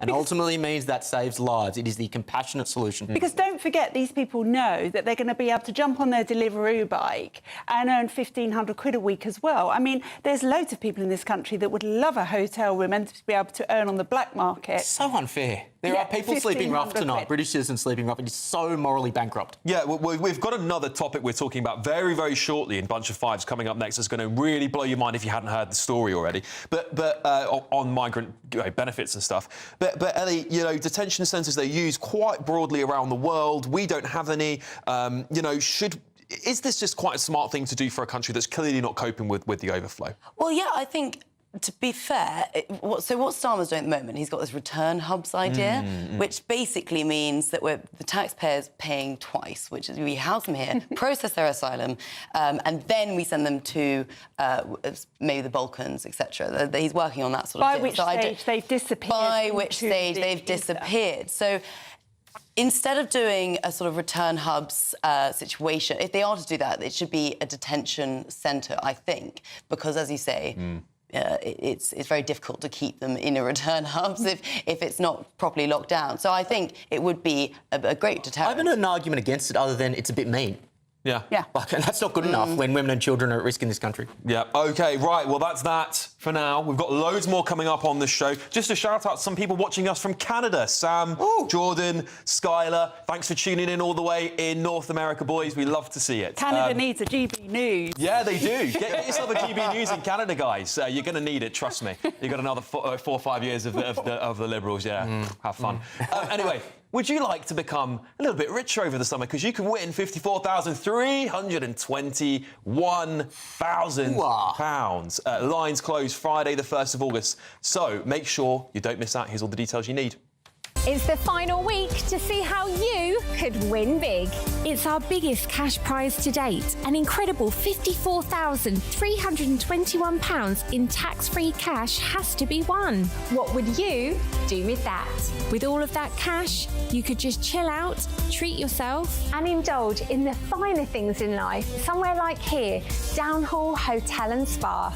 You really could win the cash giveaway of the summer. Lines close at 4 p.m. this Friday, so make sure you don't miss out. For another chance to win, text cash to 63225. One entry costs £2.50 plus one standard network rate message. Or text bonus to 63225. 5 entries cost £5 plus one standard network rate message. Go to gbnews.com/win. Entries start at £2.50. Call 0903 686 3232. Calls cost £2.50 plus your network access charge. Or post your name and number to GB14 PO Box 8690 Derby DE1 9TT. UK only. Entrance must be 18 or over. Lines close at 4 p.m. on the 1st of August. Please check the closing time if listening or watching on demand. Good luck. All right, still to come tonight is Trigger Tantrums. Take a look at this. GBN hair is now Alta, and I'm here to see the display for the first time, you guys. Yeah, this week's Trigger Tantrums, please don't turn off. Trust me, it's really funny. We'll also get an American perspective on Donald Trump's warning about out-of-control immigration in Europe. You're with us Saturday 5 live on GB News. See you soon.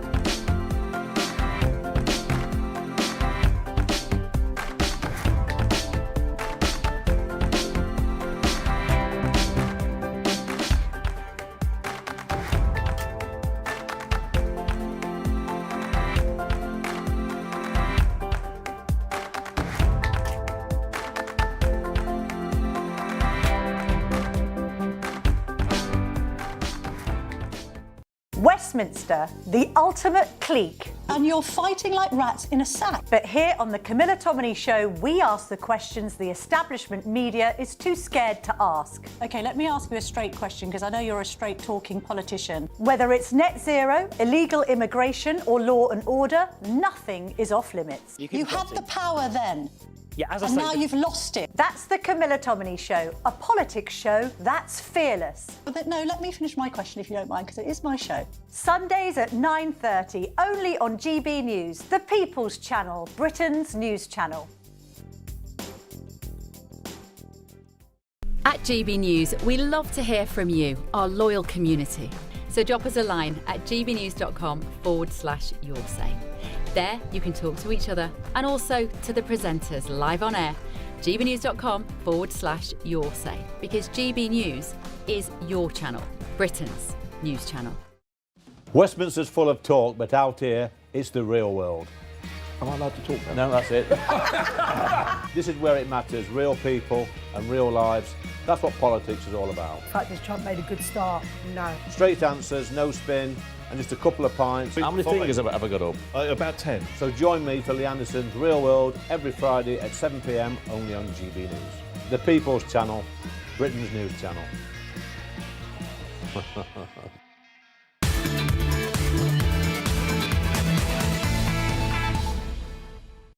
Welcome back to the Saturday Five. Get in touch with us, gbnews.com/yoursay, and Ask the Five is coming up not that long now. You can write questions directly to us and we will answer it. Anything you like, or within reason. You know, I don't want to get in trouble, so so please keep it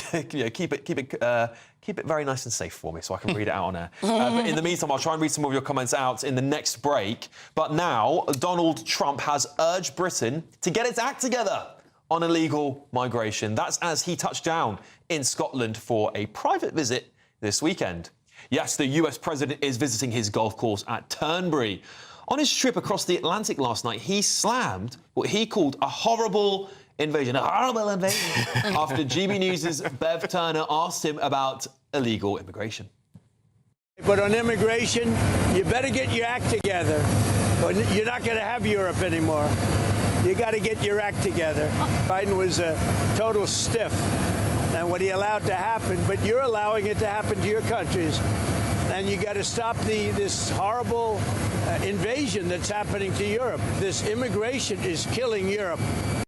It's brilliant It's like I'm seeing double. I can't compute in my head. If only.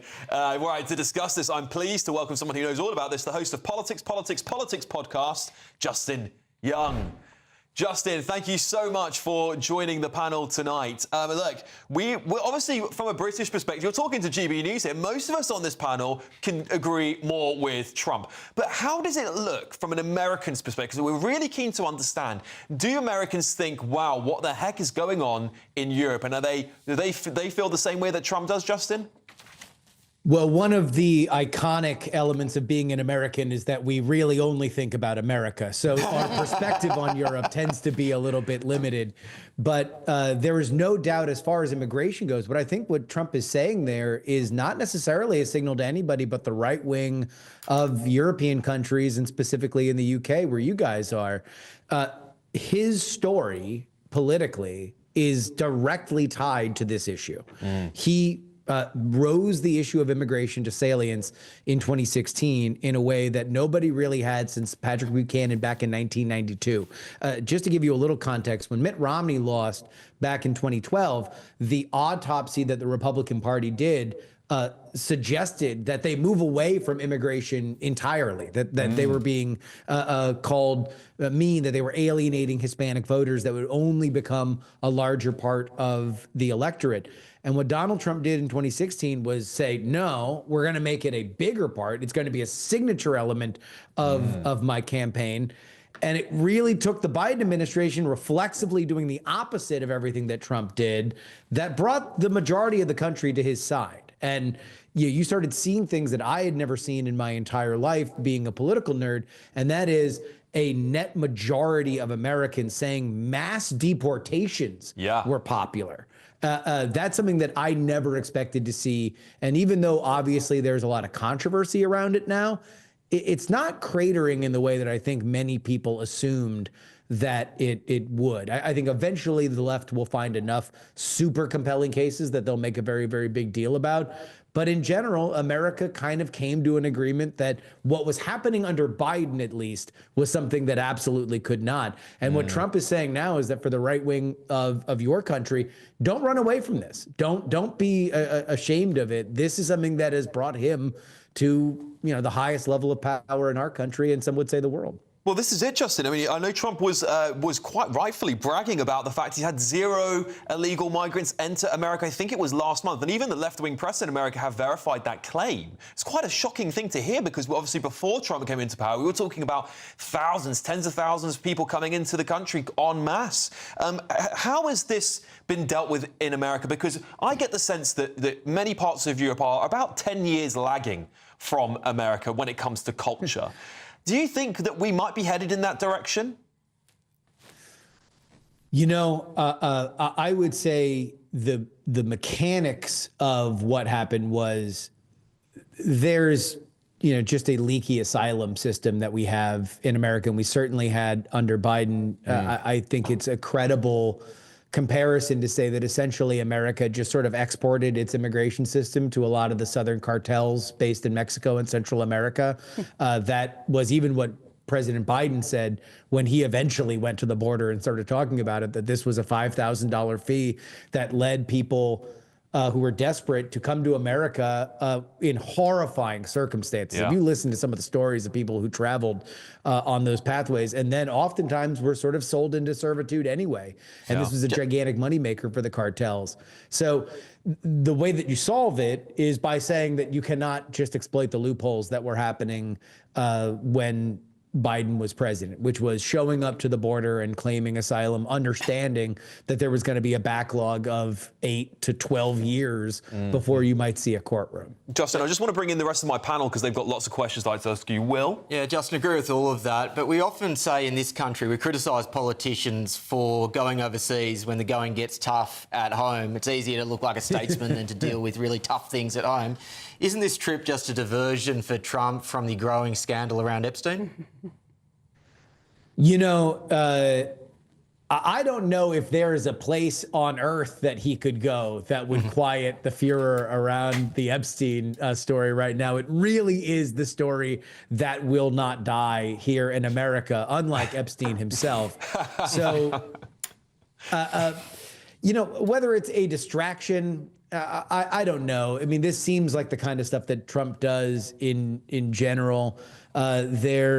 There's more of an argument to say that what our Director of National Intelligence, Tulsi Gabbard, put out this week, essentially saying that the CIA and Barack Obama were more deliberate in how they presented and shaped the evidence for the Russiagate conspiracy, that is something that is meant to distract. And I don't know if that's true for the broader public, but it certainly is something that will give his hardcore base that has been very animated by the Epstein stuff something else to talk about. That being said, I don't know how he quiets down the Epstein stuff because,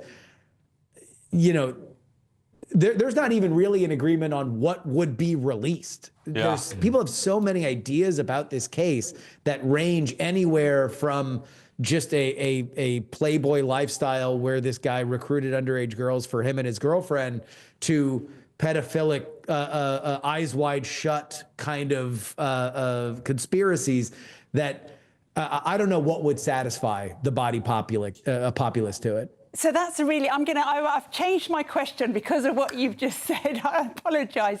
I want to stay on this topic. So there is talk at the moment here, I don't know about in the States, of Trump pardoning Ghislaine Maxwell. What would that do to that base in the States?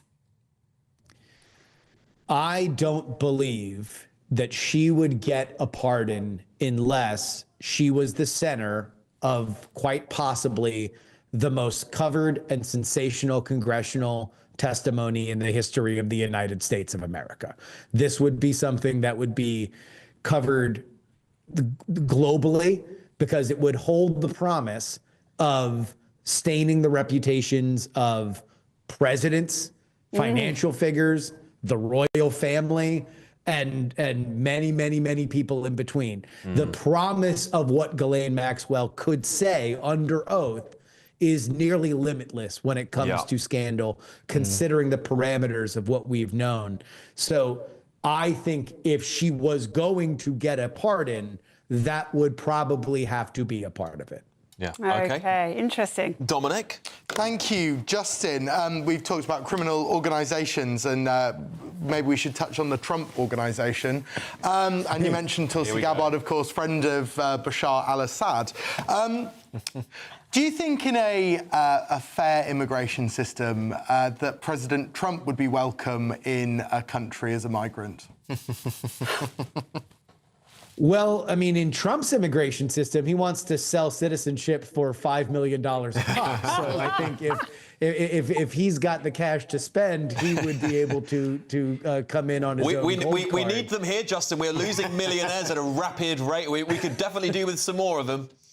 Well, trust me, I think that's a push and pull between our great relationship. We want the millionaires, and we will happily take anyone that want to leave anywhere else.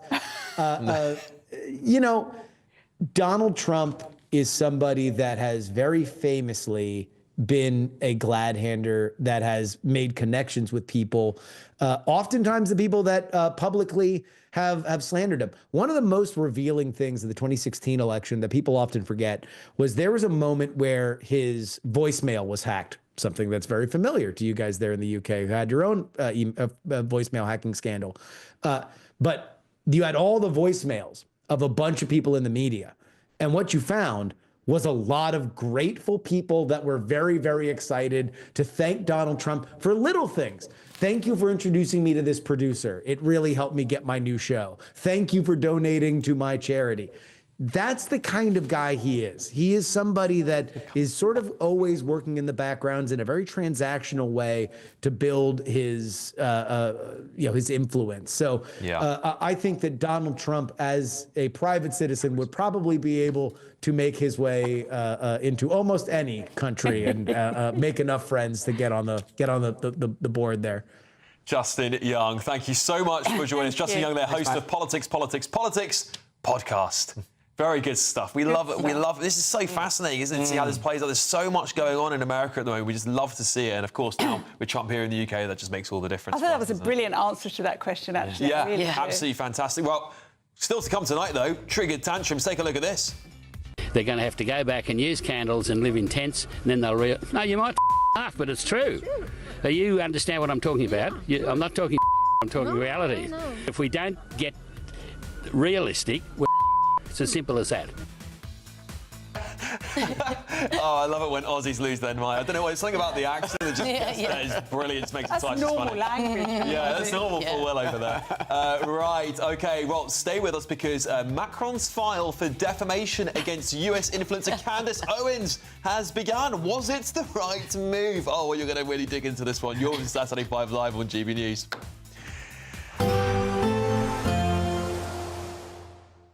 Can't wait to get in that sea. Lovely and warm. Just like the feeling of having great travel insurance. All Clear Travel Insurance sponsors GB News travel destinations forecast.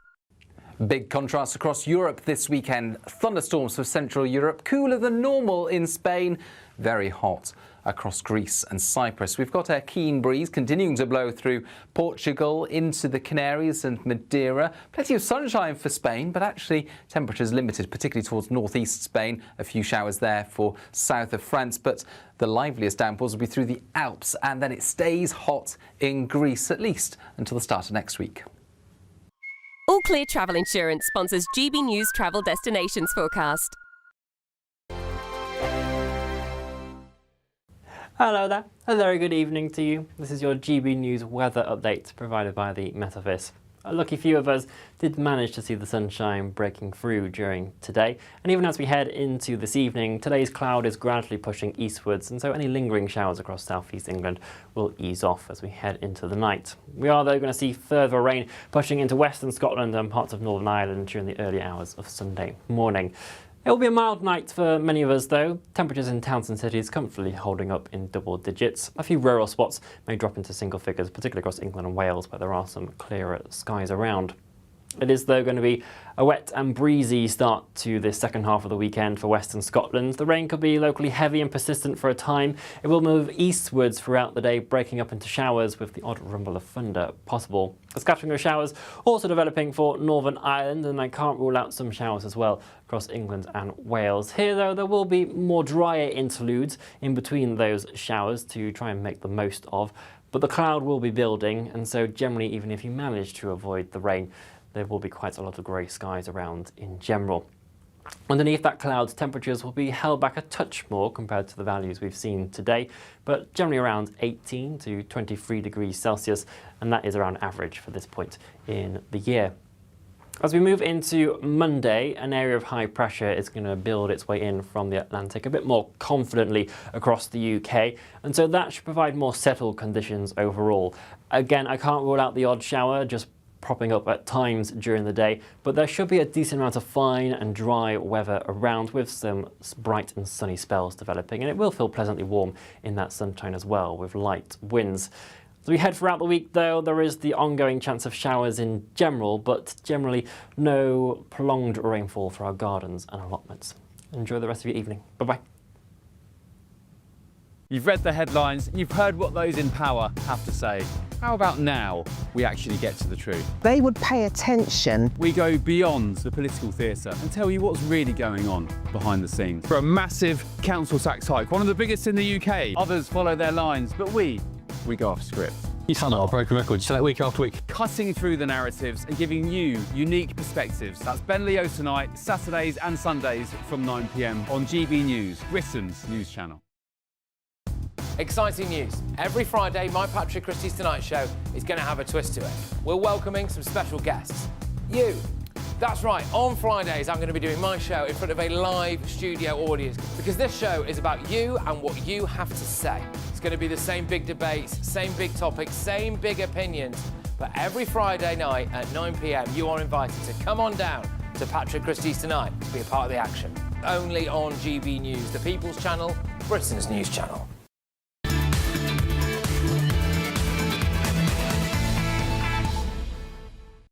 Welcome back to the Saturday 5. Get in touch with us, gbnews.com/YourSay, and Ask the Five's almost here, so keep them coming. I'm trying to collect as many as I can. I just want to a shout out to Alf in Utah, who's visiting a friend that saved his life. I mean, how amazing is that? Thank you for tuning in all the way from Utah, Alf. Let's see what else I've got here for you. Andrew here says, this is a good one, great show, guys. Can't believe, as a 62-year-old man, if I want a bit of stimulation in the privacy of my own home, I now have to prove my age. What is going on? I couldn't agree more with you. Right, anyway, now it's time for this.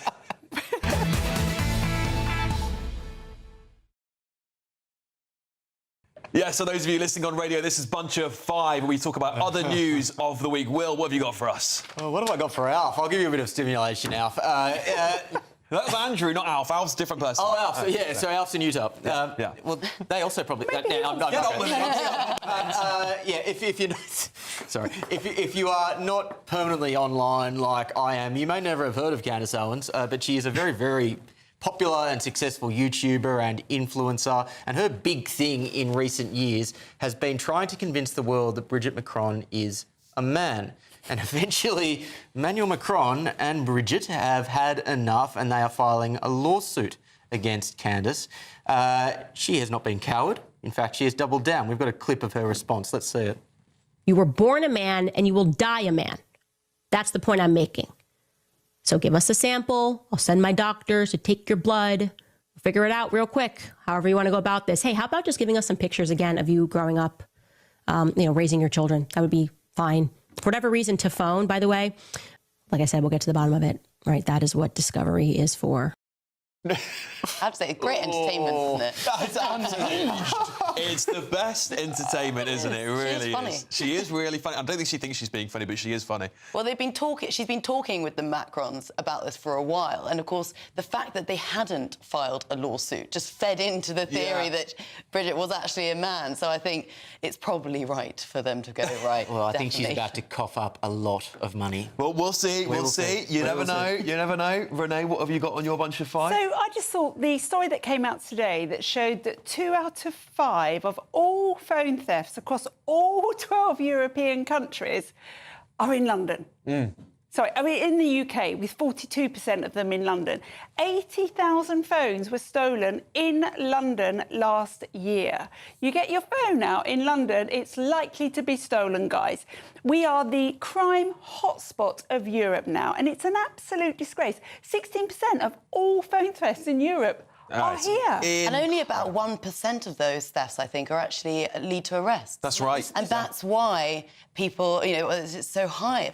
I know multiple people who've had their phone nicked, and the police have not done anything about it, despite the fact that you can track the phone now, and actually they often access your bank cards and so you can actually find out who's got the phone, the name, the address.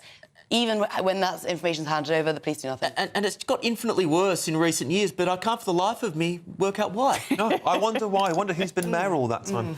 Interesting. Well, on a slightly different but related in, I'm sure, potentially some way, we found out this week, the Telegraph broke news that the councils are thinking up of buying empty homes across the UK to, guess what, house illegal migrants. Now, you know what? Many of you might be saying we want to get them out of hotels, but now they're going to be on the street, maybe next door to you.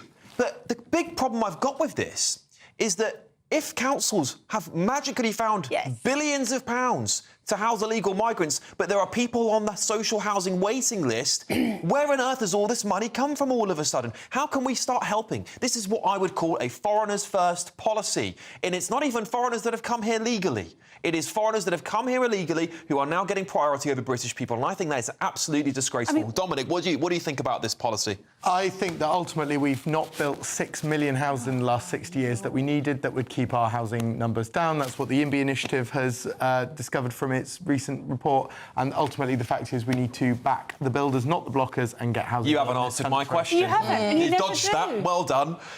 Ellie? Well, I think this obviously just feeds into the local housing issue. I mean, surely, as you say, it will distort the market, etc. So I agree with you. I don't think it's right. But surely the immediate question that comes to mind when you see councils will buy up empty houses, forget the last bit, you think, oh, great, they're buying up empty houses to house the 20,000 veterans sleeping on the streets, maybe? Those people should be put first, definitely. Yeah, Dominic, Labour's constantly paraded itself as the party of the working people, the party that's going to prioritise people and spend money on people, but they're spending money on everyone but British people. Well, that's not true. Ultimately, housing.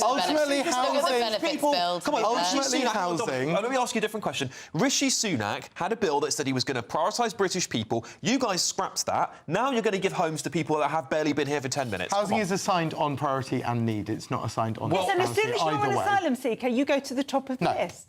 Oh. I think we are overcomplicating this. Illegal migrants are criminals. You don't give criminals free houses. Oh, OK, Ellie.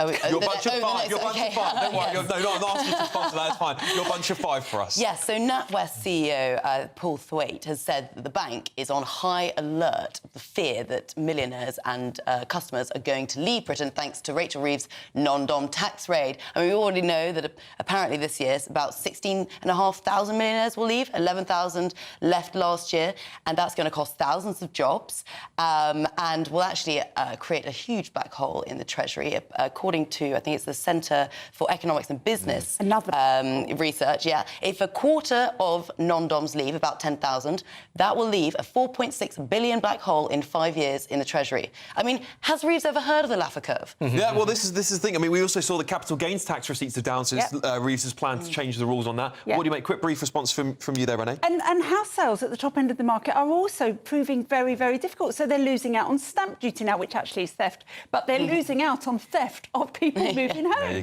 There you go. Dominic, what's your bunch of five for us this week? My bunch of five is the news that not only have we already got Ellen DeGeneres living in the Cotswolds, but JD Vance has now decided to come and spend his summer holidays here as well. So not only are hard-working British holidaymakers unable to make the most of fine institutions like the Bull in Chalbury, a celebrity haunt, but now 35 American sedans are going to be clogging up every small road in the Cotswolds. Are you saying we should stop migrants coming over here? If they were in 35-car convoys, maybe. Right. Well, it was a bit selective there. Will, what do you make of all the Americans going to the Cotswolds? There's a bit of a trend. It's good for Britain? Good for Britain, good for tourism. This country needs all the money it can get. I hope they invade us and take us over. A reverse revolution. Ellie? Oh, I think it's all right. I mean, the Cotswolds is becoming the sort of Disneyland for rich Americans now, isn't it? I mean, it's sad for the locals, but listen, it's JD. I quite like him. OK. Right, well, still to come tonight. GBN here is now Alta, and I'm here to see the display for the first time, you guys. Yeah, it's Triggered Tantrums. Stay with us on the Saturday 5 here. You're live on GB News.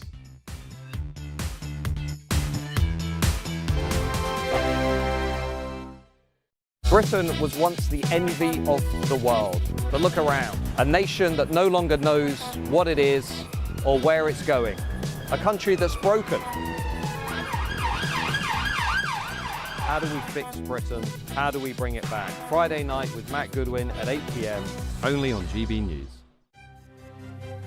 GB News Breakfast. Every day from 6 a.m. Allergy practitioner Dr. Claire Anyamasigwe joins us now. Good to see you this morning. Very good. Does the hot weather necessarily mean more pollen? It does. It actually accelerates the issue. So you've got pollen from the trees, from the grass, you've got pollution, and now you've got the heat wave as well. So that concoction flares up the skin, especially around the nostrils. We're streaming, we're sniffling, we're itching our eyes. So for me, as an allergist, my practice is about advocating for plant-based antihistamines. So I think the prep starts the night before. You're washing the clothes that you've worn the night, during the day, so you're not bringing pollen into the home. You are eating quercetin-rich ingredients like leeks, garlic, kale. So you can make yourself a lovely soup. I would say use them together. If you are somebody that already eats quercetin-rich foods in your diet, you're doing a more plant-based diet, then you're ahead of the game. But if you're not and you've suddenly been hit this week, 26 Celsius is going higher every day. 16 million of us are suffering with hay fever. 3.4 million of that have hay fever and asthma. So for those sufferers, they're looking for a solution right now. I would combine the two. I would start changing my diet to match what I've suggested, and I would also do what your GP suggests.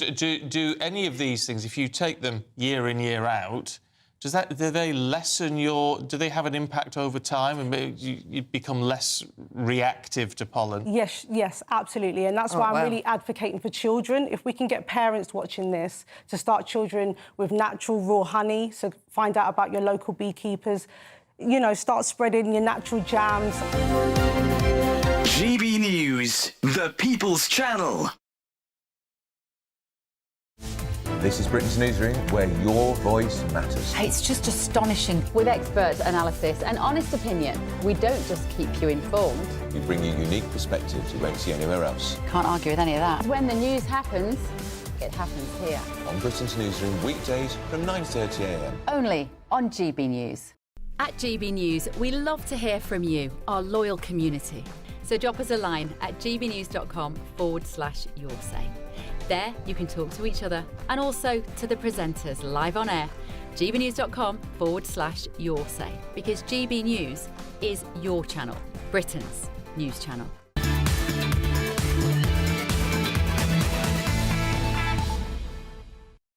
Welcome back to the Saturday 5. It's rapidly approaching 8 p.m. and you know what that means. Ask the 5 is coming up and we love your questions in Ask the 5. You can ask us anything. And normally we've had about 2 sips of our pints or glasses of wine by then, so everyone's already loosened up a little bit. So get your questions in for us. We'll start getting them in now because I'll see them and I'll collect them for the next hour.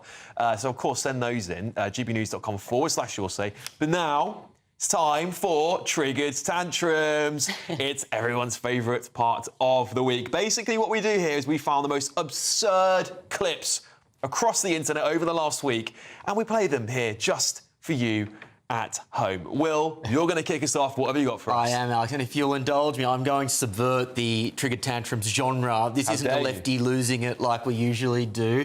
This is actually a more conservative bloke from Australia, actually, delivering a tantrum on the renewables issue. Let's see it. What does the future look like regarding electrification and battery electric vehicles in your mining operations, then? Well, we have coal because we've got the biggest coal deposits in the world, but we're not allowed to burn the stuff, so the world's rooted, really. It's all right to be idealistic, but you also have to be realistic. And until the lights go out, the idiots that want to be green on everything and not do mining, not do coal, not do anything, they're going to have to go back and use candles and live in tents, and then they'll no, you might laugh, but it's true. You understand what I'm talking about? I'm not talking I'm talking reality. No. If we don't get realistic, it's as simple as that. Well, I just want to ask, can you translate that for us? There's a lot of bleeping out there. not in English, but give us a rough idea of what he was talking about. He would say, whilst the climate crisis is a complicated issue, perhaps renewable energy sources aren't the best way to deal with this difficult but immediate challenge. I love Aussies having a tantrum. Doing vox pops now. Greta. yeah. Well, she's got to stay famous somehow, hasn't she?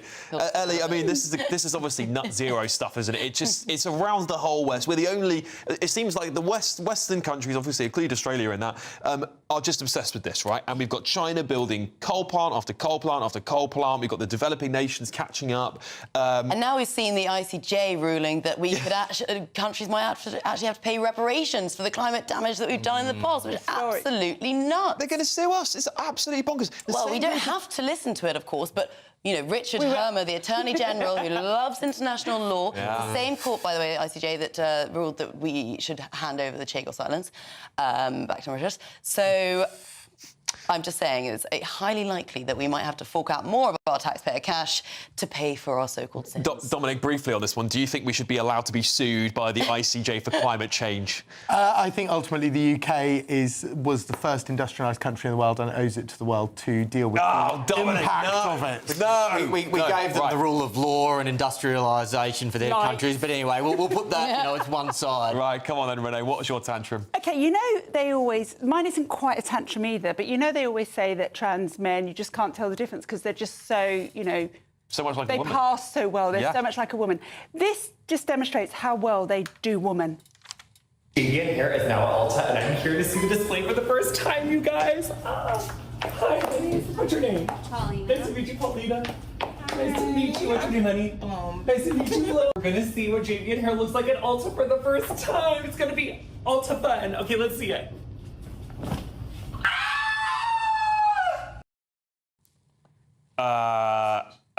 Ignore the beard. It's got to stop. It's just so ludicrous. It's so ludicrous, isn't it? I love that. It's just framed up on Will. You make a pretty lady, wouldn't you, with that beard, Will? Deary me. But it's all the prancing around and all of this... But anyone doing that is just annoying. At that point, I don't care what or who you are. It's just the screaming, and it seems so fake. The whole thing is very... But do you feel like it's sort of stereotyping women a little bit, trying to say this is what women is? This is what a woman is. I don't scream and shout like that. No, you do very well, very well hysterical. And neither do you grow a beard like that. I definitely can't do that. I will clarify. I do not grow a beard. All right, let's move on. Dominic, you've got a trigger tantrum for us. What have you got? For my trigger tantrum, it's the entitled YouTuber who goes into a vegetarian restaurant in the centre of London to eat KFC. Let's have a look. Hi, is this a vegan restaurant? Yes. No. So there's no meat, no nothing. Okay, well, in that case... What is it?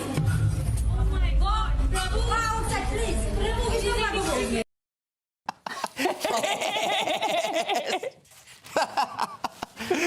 That's absolutely brilliant. I mean, that's freedom. That's will. That's free will. That's free will being exercised. That is the exact opposite of the freedom of speech that you would all expect, which is that someone has a right to run a vegetarian or vegan business and they should be entitled to run that themselves. But to retort, KFC is so good. I'd rather have a KFC than a vegan, whatever. Maybe changing someone's mind. But surely he's got a right to protest, He's got a right to go in there and protest it. No. Private property? Oh, no. On private property? Private business? To be fair, they could have... I'm sure they kicked him out, and they probably should have kicked him out, because it is their private property. Also, it's just rude and unnecessary. Yeah, fair enough, all for the clicks, eh? Yeah, all for the clicks. I mean, the problem I do have with these... Yes, I do think you've got a point here, Dominic, because there are a lot of entitled YouTubers out there, or people in general in society, and I don't fear anything, do they, anymore? No fear of authority, no fear of anyone stopping them.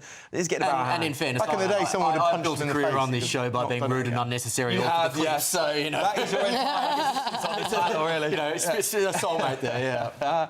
All right, then. All right, well, look, very shortly, we're going to be doing Ask the Five. So during the next break, which is rapidly approaching, I want you to send me in a question you can ask the panel. It can be what our favourite drink is. It could be who our favourite politician is, what we believe in X, Y, Z. Ask us anything. We've had a litany of things, including what your favourite music, who would have dinner with if a famous person that's passed away, who would you pick? We have loads of great stuff. So Aussie Osbourne. Yeah, that would be brilliant, wouldn't it? Too late. You can ask us anything. I want to see them flooding in. Too soon. Flooding in too soon or too late. Maybe let's leave that one for this week, shall we? Anyway, coming up, Saturday 5 Extra. This is where we let our hair down. We're all going to get a drink here. Honestly, anything can happen, but it can also go incredibly wrong. So get ready. We're going to be back in just a moment. I am looking at your comments flooding through now on Ask the Five, so I'm going to be putting them literally onto the side, and we will read them out. Stay with us. We'll see you after the break.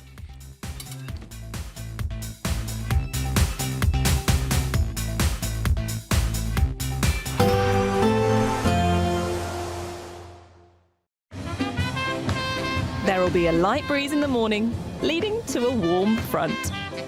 Boxed heat pumps, sponsors of weather on GB News. Hello there, a very good evening to you. This is your GB News weather update provided by the Met Office. A lucky few of us did manage to see the sunshine breaking through during today, and even as we head into this evening, today's cloud is gradually pushing eastwards, and so any lingering showers across southeast England will ease off as we head into the night. We are though going to see further rain pushing into western Scotland and parts of Northern Ireland during the early hours of Sunday morning. It will be a mild night for many of us though. Temperatures in towns and cities comfortably holding up in double digits. A few rural spots may drop into single figures, particularly across England and Wales, where there are some clearer skies around. It is, though, going to be a wet and breezy start to the second half of the weekend for western Scotland. The rain could be locally heavy and persistent for a time. It will move eastwards throughout the day, breaking up into showers with the odd rumble of thunder possible. A scattering of showers also developing for Northern Ireland, and I can't rule out some showers as well across England and Wales. Here, though, there will be more drier interludes in between those showers to try and make the most of. But the cloud will be building, and so generally, even if you manage to avoid the rain, there will be quite a lot of grey skies around in general. Underneath that cloud, temperatures will be held back a touch more compared to the values we've seen today, but generally around 18 to 23 degrees Celsius, and that is around average for this point in the year. As we move into Monday, an area of high pressure is going to build its way in from the Atlantic a bit more confidently across the UK, and so that should provide more settled conditions overall. Again, I can't rule out the odd shower, just propping up at times during the day, but there should be a decent amount of fine and dry weather around with some bright and sunny spells developing, and it will feel pleasantly warm in that sunshine as well with light winds. As we head throughout the week, though, there is the ongoing chance of showers in general, but generally no prolonged rainfall for our gardens and allotments. Enjoy the rest of your evening. Bye-bye. There will be a light breeze in the morning, leading to a warm front. Boxed heat pumps, sponsors of weather on GB News.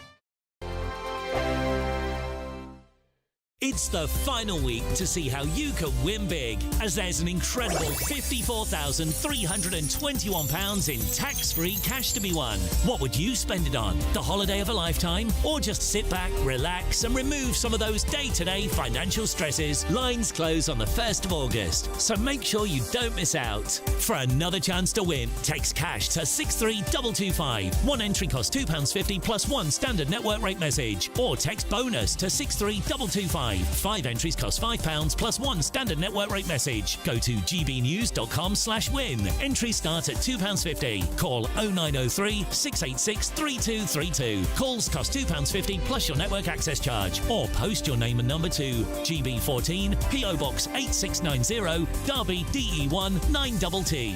UK only. Entrance must be 18 or over. Lines close at 4 p.m. on the 1st of August. Please check the closing time if listening or watching on demand. Good luck.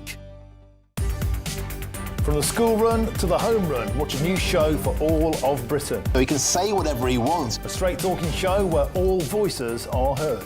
And, you know, when are we going to stop talking about smashing the gangs and actually do it? With the stories that matter from every part of our country. There's a bit of a crash landing there for your Chancellor. Bold, fearless and standing up for you. That's me, Martin Daubney, 3 p.m. till 6 p.m, weekdays, here only on GB News. The People's Channel, Britain's news channel. In the GB Newsroom, we bring you the news as it happens. With our team of dedicated journalists across the UK. We're ready to keep you up to date with what's happening every half an hour, every single day. Bulletins here on GB News. The People's Channel. Britain's news channel.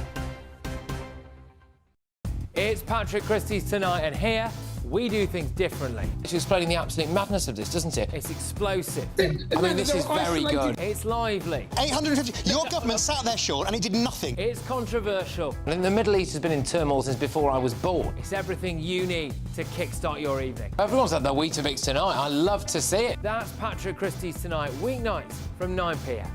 Only on GB News, the People's Channel, Britain's news channel. Join me, Nana Akwe, for an informative, interactive news programme with a difference. It's fun. No, he didn't say that, Dave. I'm so surprised. I think there's an element of truth to that. Join me from 3 p.m. every weekend, only on GB News, Britain's news channel. This is Britain's Newsroom, where your voice matters. It's just astonishing. With expert analysis and honest opinion, we don't just keep you informed. We bring you unique perspectives you won't see anywhere else. Can't argue with any of that. When the news happens, it happens here.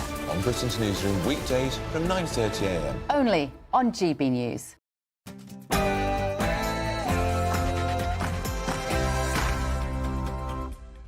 Welcome to the Saturday 5 Extra. Oh, hello. I'm Alex Armstrong, and this is, of course, the biggest show on Saturday night TV. It's just about to go 8 p.m. I'm joined by Will Kingston, Dr. Renee, Ellie Wheatley, and Dominic Moffat. Of course, coming up tonight on the show, Sydney Sweeney has restored my faith in the advertising profession. We're going to bring you our uplifting high fives. And can Gwyneth Paltrow turn around a company that seems to be going through a bit of trouble? Scots go crazy as they protest President Trump's arrival. And don't forget to submit your questions in Ask the Five. It's 8 p.m. and this is the Saturday 5 Extra.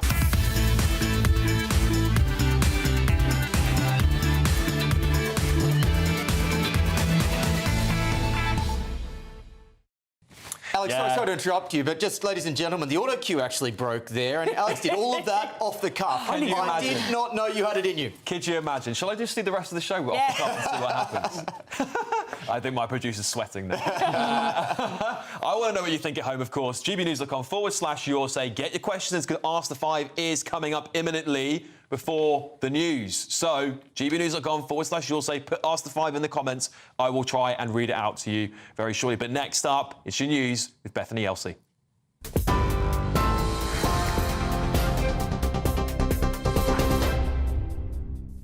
Good evening. The latest headlines from the GB Newsroom. The US president is warning what he calls a horrible invasion of illegal migrants risks killing Europe. Speaking to GB News after he touched down in Scotland, he urged European leaders to crack down on the issue. You better get your act together, or you're not going to have Europe anymore. You got to get your act together. You're allowing it to happen to your countries, and you got to stop this horrible invasion that's happening to Europe. This immigration is killing Europe. The president has spent the morning playing golf at Turnberry in South Ayrshire. He's expected to meet with the European Commission President, the Prime Minister and Scotland's First Minister in the coming days.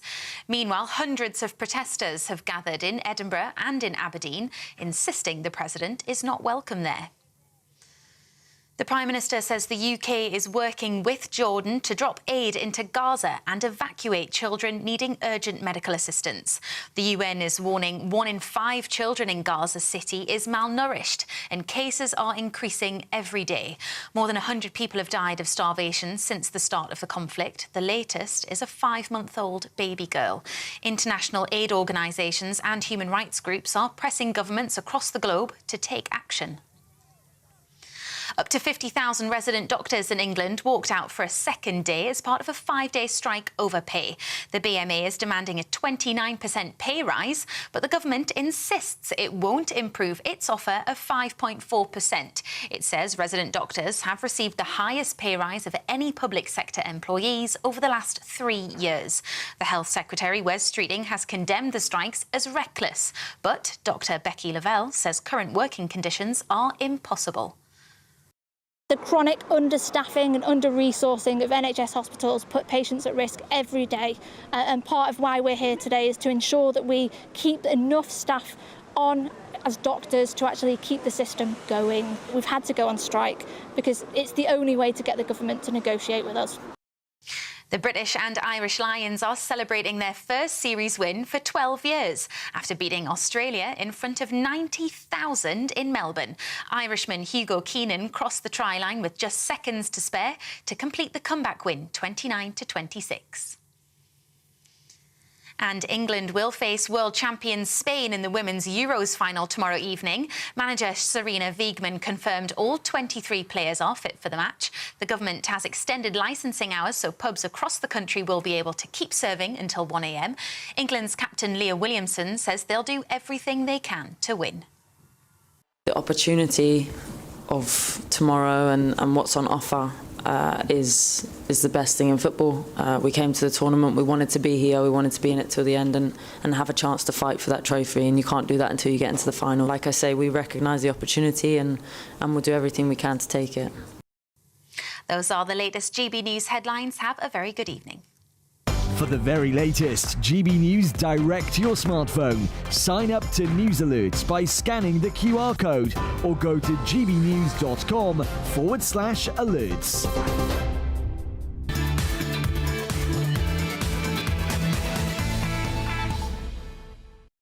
Welcome back to the Saturday 5 Extra. Boy, oh boy, have I got an Ask the Five coming up for you. It's now time for this.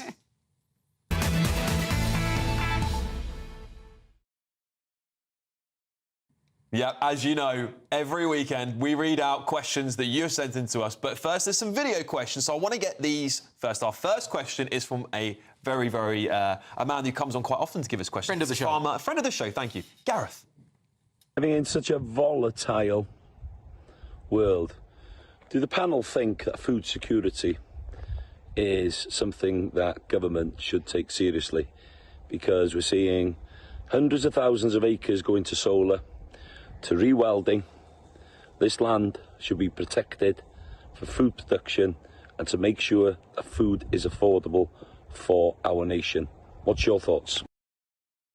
Great question, Gareth. I think food security is the most important thing to our national security. If we don't have food supply in this country, I think farmers make up 60% of it and the rest is imported, then we are in serious trouble. I was very disturbed to hear the news this week that thousands of farmers have packed up and gone. Thousands have had. How many? 6,000. I thought it was 6,000 farmers since the inheritance tax raid on farmers, which we will probably never get back. That's people who make your food at home.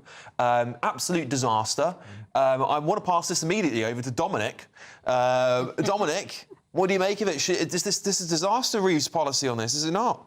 Food security is absolutely incredibly important, and if you believe in climate change, which at least on this panel I do, it's going to be incredibly difficult to deal with it. And that's one of the reasons why this government has prioritised protecting high animal welfare standards and indeed high-quality food through trade deals, the ones it's negotiated, unlike the Tory trade deal that was negotiated a couple of years ago. It does start at home, doesn't it? Yeah. Well, I mean, when and you're that's punishing the farmers... And that's why the UK government is now committed to procuring at least 50% of the food that the government buys from UK farmers. OK. But how are they going to get the food if all the farmers have had to sell off their land?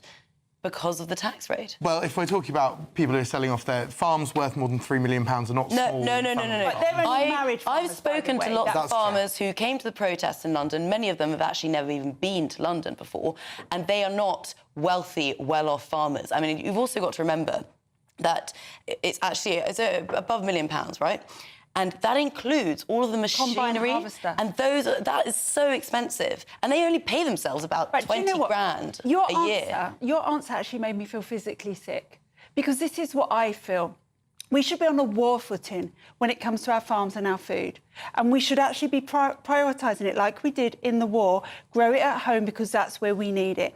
And you know the reason we're not is because the big companies, Gareth will tell you this, the big supermarkets are in control of our government, they're lobbying hard, when actually we should be growing everything at home that we possibly can, giving subsidies to our farmers to do so, forgetting putting solar panels on our land, put them on roofs if you're going to put them anywhere. I'd rather not put them anywhere, but put them on roofs and protect our farmers. Get them going now. But you know what's really funny is that the Prime Minister only recently came out and said we're on war footing. It's weird. Yeah, NATO they've summit. got to be war ready. But this is the thing, you can't say we're on a war footing and in the same breath be getting rid of our food supply. It doesn't make sense. Hypocrisy. Doesn't make sense. They're going to do lab-grown meat. That's what they want. I'm not going to eat Gareth, you're a national hero. Keep doing what you're doing, mate. Keep doing what you're doing. Right, let's get to our second question, which is from Craig.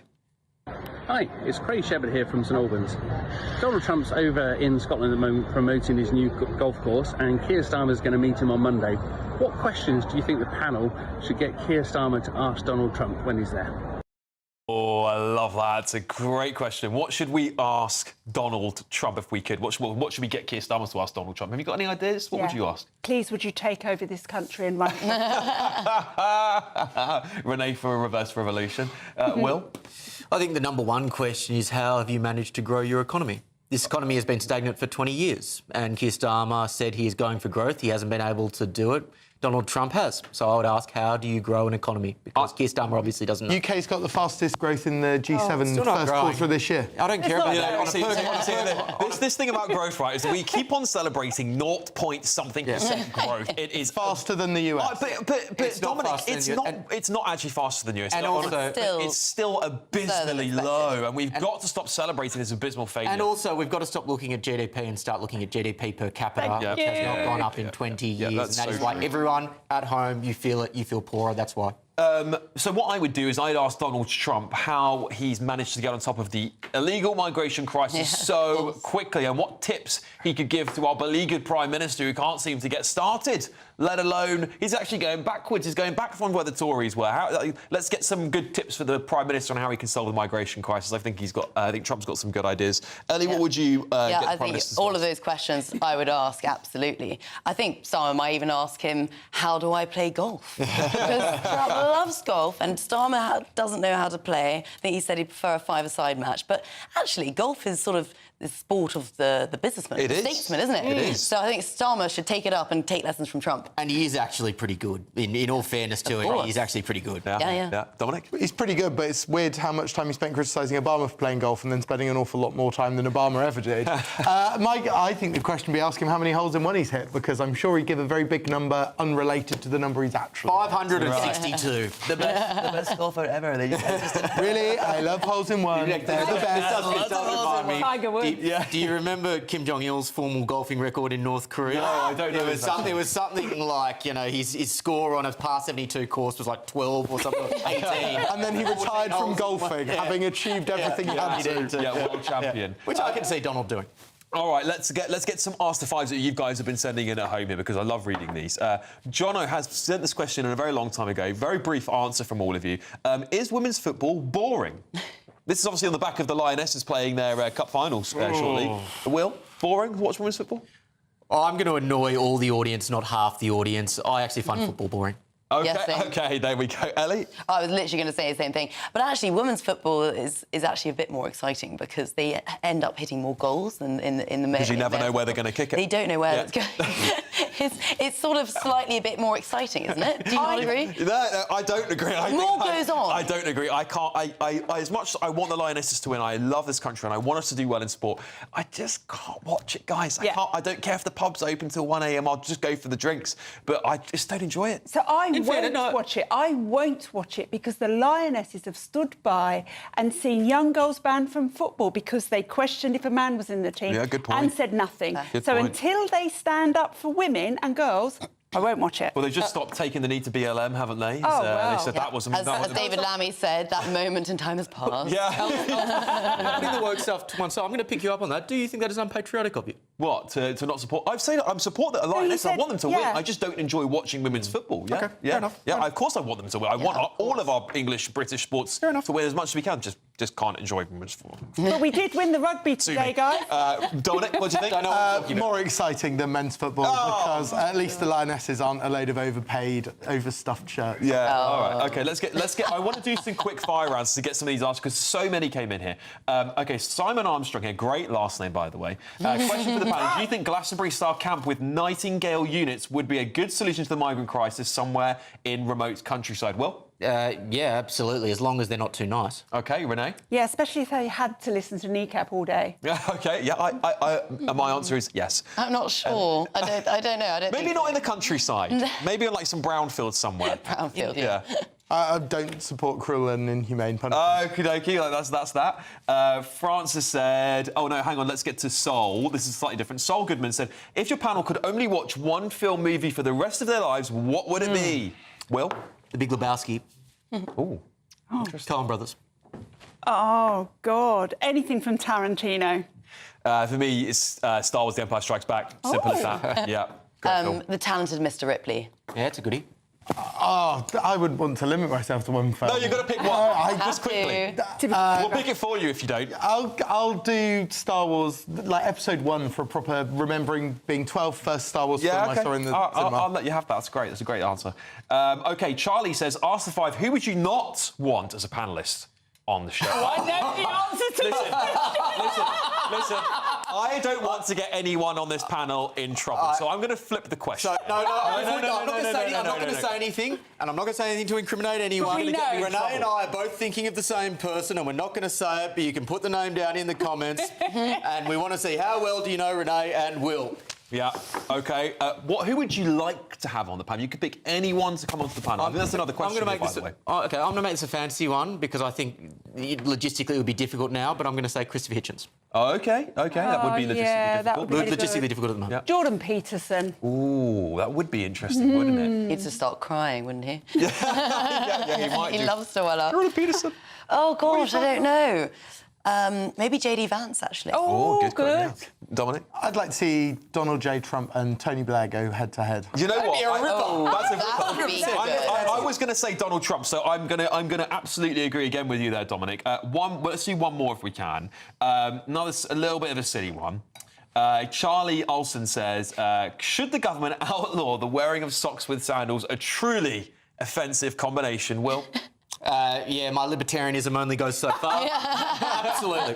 I was going to say yes just to annoy Will. Let's keep them. Yeah, do you know what?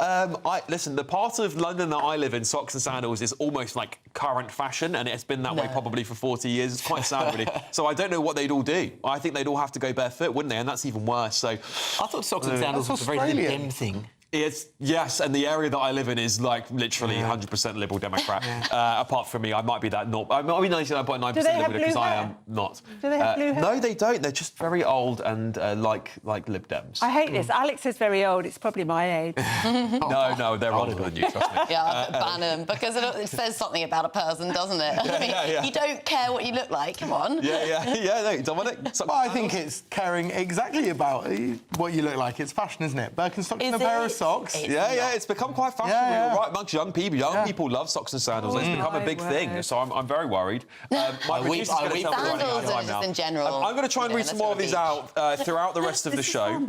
It's really good fun. Please keep them coming. Some more silly questions we'd love to have. There's lots more here I will try and get through. But next... do you want to win £54,321? Because I would love to, but I can't. And you could be much richer than me. Lines are closing for the Great British Giveaway on Friday the 1st of August, so make sure you don't miss out. Here's all the details you need. It's the final week to see how you could win big. It's our biggest cash prize to date, an incredible £54,321 in tax-free cash has to be won. What would you do with that? With all of that cash, you could just chill out, treat yourself and indulge in the finer things in life, somewhere like here, Downhall Hotel and Spa. You really could win the cash giveaway of the summer. Lines close at 4 p.m. this Friday, so make sure you don't miss out. For another chance to win, text cash to 63225. One entry costs £2.50 plus one standard network rate message. Or text bonus to 63225. 5 entries cost £5 plus one standard network rate message. Go to gbnews.com/win. Entries start at £2.50. Call 0903 686 3232. Calls cost £2.50 plus your network access charge. Or post your name and number to GB14 PO Box 8690 Derby DE1 9TT. UK only. Entrance must be 18 or over. Lines close at 4 p.m. on the 1st of August. Please check the closing time if listening or watching on demand. Good luck. welcome back, everybody. What a very, very rowdy panel here. Well, they've only had like 2 sips of their drinks and they're already off. Well, is Gwyneth Paltrow, is she coming to the rescue? We're going to be looking at a PR strategy of that company caught up. Their CEO, if you remember last week, it went everywhere, was caught up in a kiss cam scandal at a Coldplay concert. Now Gwyneth Paltrow is representing that company. We'll see you after the break for more on that.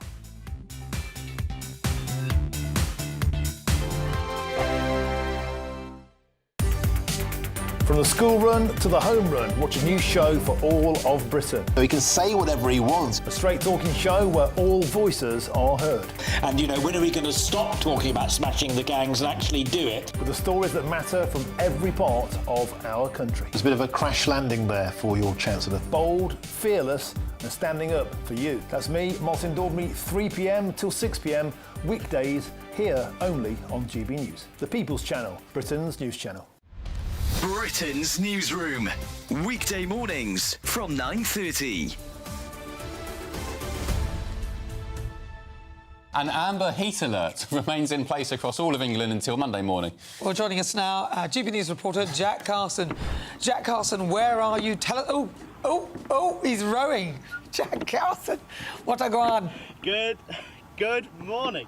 Good morning. Well, we're in the beautiful Stratford-upon-Avon, so we were on the big wheel earlier on, and one of the other beautiful things you can do is also row on the river as well. This is the Avon Boating Club. This has been going since the 1800s, 1898 it started. This boat over here on the right, that was bought brand new all the way back in the day, so it's historic here, and a lot of these boats are from the likes of the 1930s as well, and it's just absolutely beautiful. And it's this beautiful sunny weather.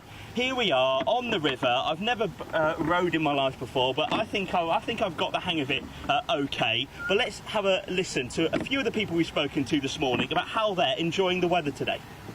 Yesterday I did start to think, right, I'm getting a bit sweaty and hot now, so yeah, but it's nice, isn't it? As long as there's a breeze, it's not too bad. Can't beat it. Literally the best thing ever.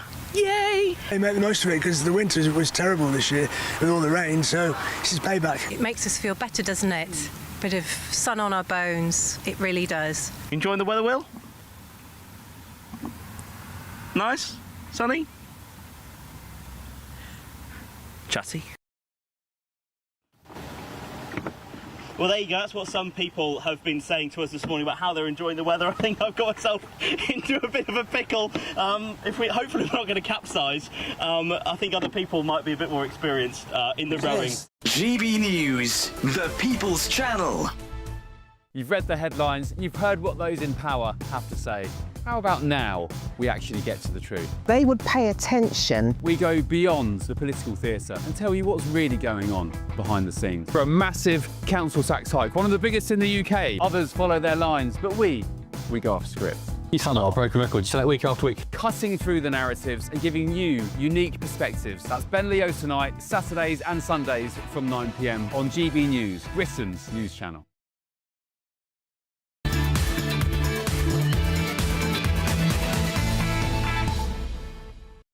Welcome back to the Saturday 5. Some of your questions might have been answered on your sake. I won't say which ones, but you can cast yourself back on that and have a look. Now, anyway, cast your mind back a week ago. Do you remember this video? Yeah. Oh, look at these two. All right, come on. You're okay? Oh, what? Either they're having an affair or they're just very shy. That's every married man having an affair's worst nightmare, isn't it? The CEO of Astronomer, I'd never heard of this company before, I don't think many of you had, and their head of HR have both now resigned. That's the two of them in that clip there, by the way, on the kiss cam. It was the CEO and the head of HR having a little cuddle. And, of course, the company faced a global PR crisis of epic proportions, so they had to come up with some novel solution. I've been hired on a very temporary basis to speak on behalf of the 300-plus employees at Astronomer. Astronomer has gotten a lot of questions over the last few days, and they wanted me to answer the most common ones. Yes, Astronomer is the best place to run Apache Airflow. it is. Yes, I love this. Of course, Gwyneth Paltrow, they're famous for her JJ candles and for being an actress.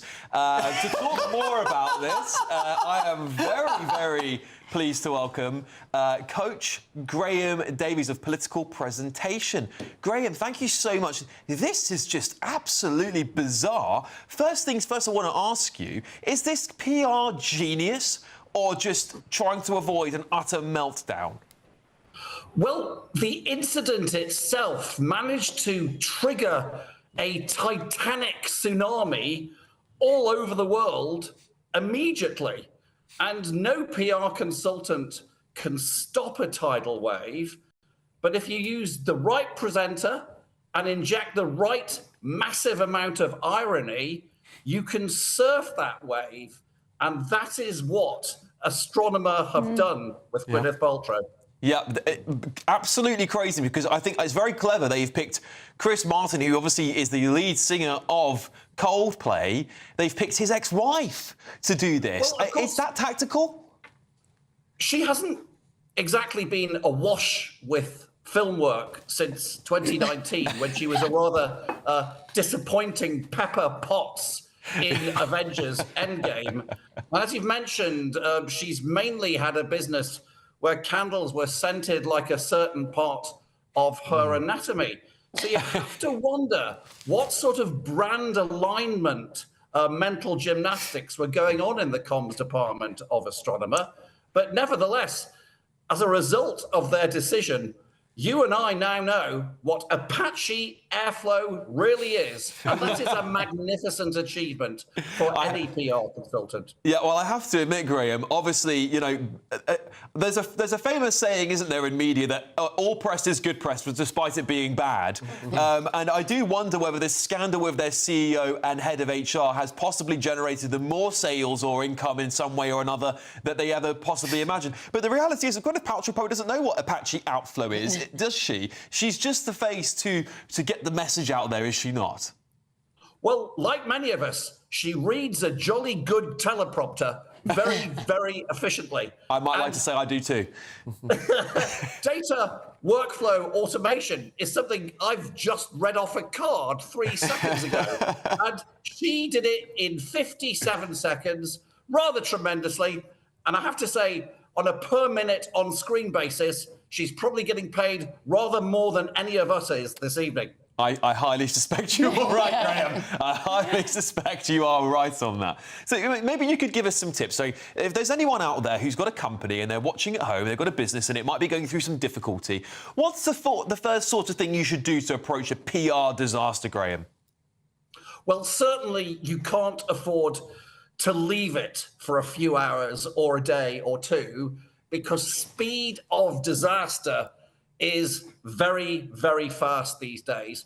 PR and corporate image is a game of snakes and ladders. You can slip down the snake very fast indeed, and it can be a long, slow marathon climbing up the ladder again. So you have to move quickly.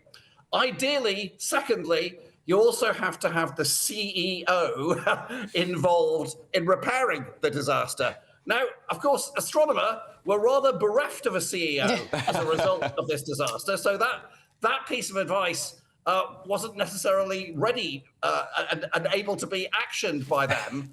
But thirdly, try and do the possible, which means try not to stop something that's unstoppable. Right. But if you can deflect it in a clever way, in a way which means that you have taken it seriously, but you haven't taken it too seriously, that is probably the best way of not only surviving, but perhaps thriving.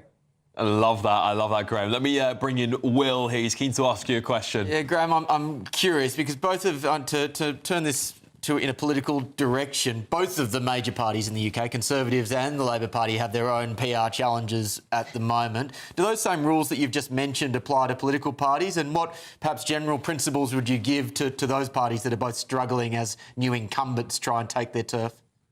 Well, I remember the most immediate loss of credibility live on television that I've ever seen politically was the Theresa May Throatgate incident in 2017, where she'd had to cope with somebody coming up from the audience, presenting her with a document, then that chap being ushered off by bouncers, then the set started falling down around her. Then she had something in her throat. Yeah. Philip Hammond, the then Chancellor, tried to solve it by giving her a fisherman's friend to suck. That didn't go too well. She sipped some water but didn't drown the frog. Now, you might say that was an absolute avalanche of disaster that had nothing to do with her. But nevertheless, unfortunately, 7 months later, she was fighting an election under the slogan "strong and stable," which you took the words from my mouth, Graham. You took the words right out of my mouth. All I can say is that political disasters do happen very fast, and really, the best way of making sure that a disaster is not going to happen is to make sure that you prepare your words ferociously in advance. You edit and hone those words and you rehearse them to try and cut off even the possibility of a sliding down the snake moment image-wise. Renee, would you like to come in? Yeah, I think it's really interesting what you said about getting ahead of it fast. You can't stop it, but get on it and surf it, as it were, until you can get to a better place. So we're seeing at the moment with Starmer, the immigration issue is that tidal wave. And every day we see protests, we see something new.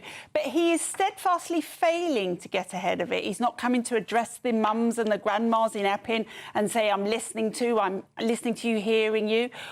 If you were advising him, what would you say? Well, unfortunately, his problem is that even if he faced an audience of mums or concerned constituents up and down the country, he might be able to be reactive and sound sympathetic. But really, he's got no real actual reply. The problem for Starmer is that probably his views are at odds with his own cabinet. And his own cabinet's views are probably at odds with the rest of the parliamentary party. The parliamentary party's views are probably at odds with the rest of the membership in the country. So it's hopeless. And so he doesn't have a defined message to give in that circumstance you've set out.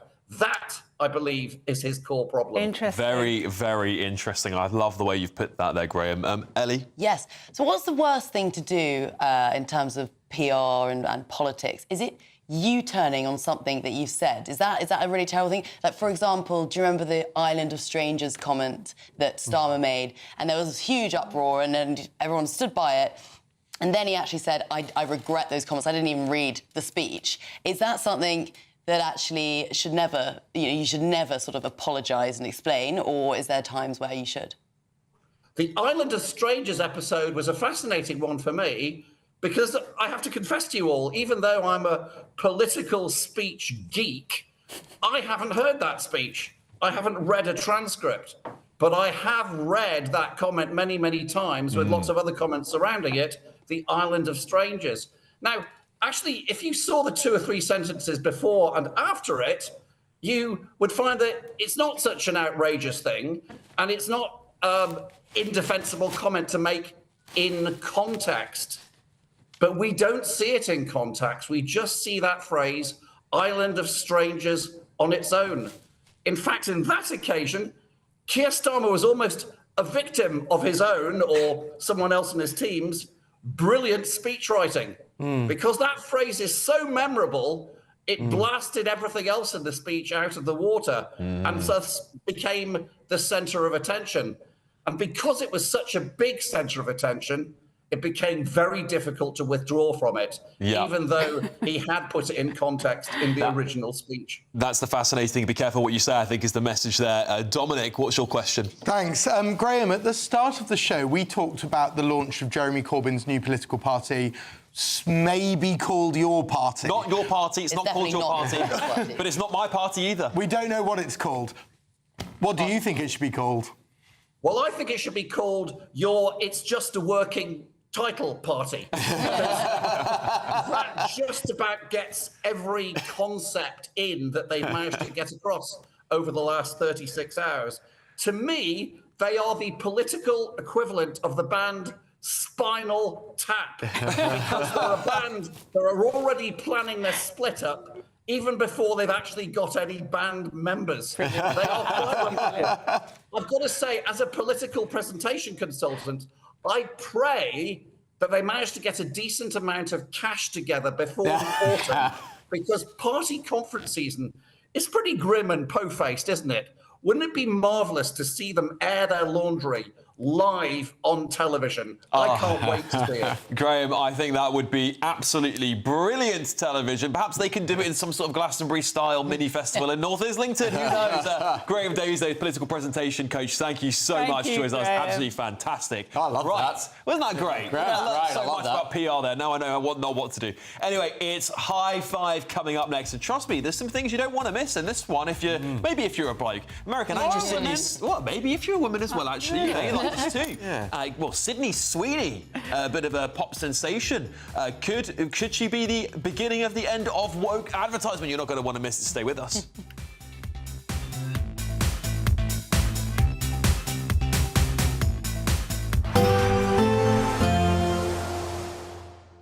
Can't wait to get in that sea. Lovely and warm. Just like the feeling of having great travel insurance. All Clear Travel Insurance sponsors GB News travel destinations forecast. Big contrast across Europe this weekend. Thunderstorms for Central Europe, cooler than normal in Spain, very hot across Greece and Cyprus. We've got a keen breeze continuing to blow through Portugal into the Canaries and Madeira. Plenty of sunshine for Spain, but actually temperatures limited, particularly towards northeast Spain. A few showers there for south of France, but the liveliest downpours will be through the Alps, and then it stays hot in Greece, at least until the start of next week. All Clear Travel Insurance sponsors GB News travel destinations forecast. Hello there, a very good evening to you. This is your GB News weather update provided by the Metaverse. A lucky few of us did manage to see the sunshine breaking through during today, and even as we head into this evening, today's cloud is gradually pushing eastwards, and so any lingering showers across southeast England will ease off as we head into the night. We are though going to see further rain pushing into western Scotland and parts of Northern Ireland during the early hours of Sunday morning. It will be a mild night for many of us though. Temperatures in towns and cities comfortably holding up in double digits. A few rural spots may drop into single figures, particularly across England and Wales where there are some clearer skies around. It is though going to be a wet and breezy start to this second half of the weekend for western Scotland. The rain could be locally heavy and persistent for a time. It will move eastwards throughout the day, breaking up into showers with the odd rumble of thunder possible. A scattering of showers also developing for Northern Ireland, and I can't rule out some showers as well across England and Wales. Here though, there will be more drier interludes in between those showers to try and make the most of. But the cloud will be building, and so generally even if you manage to avoid the rain, there will be quite a lot of grey skies around in general. Underneath that cloud, temperatures will be held back a touch more compared to the values we've seen today, but generally around 18 to 23 degrees Celsius, and that is around average for this point in the year. As we move into Monday, an area of high pressure is going to build its way in from the Atlantic a bit more confidently across the UK, and so that should provide more settled conditions overall. Again, I can't rule out the odd shower, just propping up at times during the day, but there should be a decent amount of fine and dry weather around with some bright and sunny spells developing, and it will feel pleasantly warm in that sunshine as well with light winds. As we head throughout the week though, there is the ongoing chance of showers in general, but generally no prolonged rainfall for our gardens and allotments. Enjoy the rest of your evening. Bye-bye. You want to know what's really going on in the corridors of power? Labour don't know what to do with you half the time, and that makes you quite lethal in the chamber. Get behind the headlines with Chopper's Political Podcast. Join me, Christopher Hope, as I sit down with the great and the good of British politics. We'll see where this ruling takes us. These are the stories shaping our nation. Chopper's Political Podcast, available now on all platforms. Listen in and stay ahead. Exciting news. Every Friday, my Patrick Christie's Tonight Show is going to have a twist to it. We're welcoming some special guests. You. That's right, on Fridays, I'm going to be doing my show in front of a live studio audience because this show is about you and what you have to say. It's going to be the same big debates, same big topics, same big opinions, But every Friday night at 9 p.m, you are invited to come on down to Patrick Christie's Tonight to be a part of the action. Only on GB News, the People's Channel, Britain's news channel.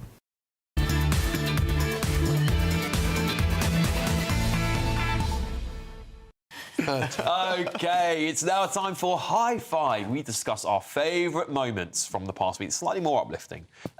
Will, what have you got for us? Well, I was very uplifted by this, Alex. It is an eternal... Oh, I'm sure you were. I'm sure you were in more ways than one. It is an eternal truth in advertising that sex sells. We forgot that during the woke era. But, ladies and gentlemen, hot chicks are back. Let me present to you the American Eagles' recent campaign featuring Sydney Sweeney.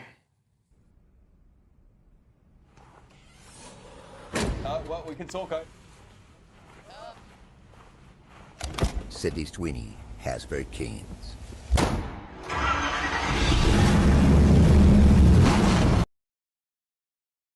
You were saying... Oh, sorry. Yeah, you were saying, what was the shareholder impact? I mean, I don't know. I was asking actually what she was selling apart from jeans. Looking at jeans. But it must have gone up, right? I think it went up somewhere between 15 to 20%, American Eagles' share price after that ad. So, ladies and gentlemen, let that be a lesson. Sex sells. Let's see more of it. I'm here for it because actually it's aspirational, isn't it? I want a pair of jeans that makes me look like Sydney Sweeney. Yeah, absolutely. I don't want a pair of jeans that isn't, going to make me look very good. So I'm happy with that. Yeah. There we go. I'm all right. And talking of sex, there was a story in the Telegraph today from Judith Woods who said that Sacha Baron Cohen's new post-divorce body was repellent to most women. Now, women, look, is that repellent? He's 53 years old. I must be an odd woman. He's 53. He is not repellent. Go for it. I wish all 53-year-old men looked just like this. Totally agree. I mean, I think it's unrealistic for 53-year-old men to look like this en masse. However, I think whoever wrote that piece, I can't remember what you said her name was. Judith Wood. Judith Wood. It's this politics of envy. Yes. Envious. Maybe. I'm not suggesting it's true, but perhaps her other half doesn't have quite the body. I don't know many 50-year-old men who do have the body like that. I discussed this with my Colin, who you know, and he said it motivated me to get to the gym. Damn right. That's good. Long live the dad bod, I say. You know what? You're sitting there clapping your hands about Sydney Sweeney. When you see a threatening man with a better body than you, you're like, bring back the dead bod. That is, in fairness, called a double standard. Yeah, I think it might be right. Dad bods don't win the rugby. That's it. Ellie, what have you got for us? High five. So Netflix will not be renewing their contract, their $100 million contract with Harry and Meghan. Which is brilliant. Because I forced myself to watch With Love, Meghan, just so that I could complain about it, with the information. And it is just awful. And it didn't even make the top 300 on Netflix, which is really embarrassing. That's so embarrassing. It's just. But I just don't get this, Ellie, because I understand why it's been cancelled. Let me just make that clear. I just don't understand what she was giving up. She was giving up being a member of the royal family to sit in a kitchen and to make. But that was all a vanity thing because she, it's all about herself. Everything that they do is so self-serving, and that's not what the royals are about, right? But my understanding was that they actually filmed the second season at the same time as the first, so they had all the content ready to go. Well, it wouldn't be much, would it? I mean, it's just her meeting people she's never met before but claims they're her best friends. Yeah, so they signed the deal in 2020. It's a 5-year contract, and they assumed that it would be renewed. Right. Netflix But she selling. believed that being a part of the royal family, even though she left it, would catapult that to number one. And she's been proven very wrong, in my opinion. Dominic, what have you got for your high five? So, out of character for me, the Telegraph is reporting that... Read the Telegraph. Is reporting that pubs are back. Love that. Traditional pubs that just go, do you want a pint? Great, buy a pint, are selling lots of pints. People want to go, have a nice drink, maybe a cheese and onion sandwich off the bar. Nothing more than that. To men and women who look like Sweeney and Cohen. Yeah, damn right. Do you know what? I think they're probably all getting it in there before the snooper bill. What's the Angela Rayner's bill where you can't have the banter ban. The banter ban. The banter ban. The banter police are coming to your pub, aren't they? Employment rights bill. Cracker pieces of legislation coming up, doesn't she? How much can one person ruin a country in a short time? was meant to be the She'll be good Prime news Minister bit. soon, Will. She'll be Prime Minister soon, so you'll be seeing her going to the pubs individually and Right, shutting you're them down. killing Dominic's good news. Yeah, we're selling more pints, and Wetherspoons is opening 30 new pubs And next year. What remember, more do you want? No, do you there's know what, one though? p off a whole pint. Remember that, guys. That was a big win in the I budget. can't wait to spend £8.99 in my local London pub. Yeah, but one p off. That people can stay and drink in these new pubs until 1 o'clock tomorrow to watch the football. Watch the women's football. Let's The speak of women. that. We have got negative Just so they know what they're getting into. on this. Dominic, it is a very good news story. I think we can all agree. Yes, no, I absolutely don't. We're being, Cheers we're to being, that. Yeah, to the pub. Cheers to your local pub. Please all go and support it. All right, on that note, now it's time for more triggered tantrums coming up after the break. Stay with us here on the Saturday 5 Extra.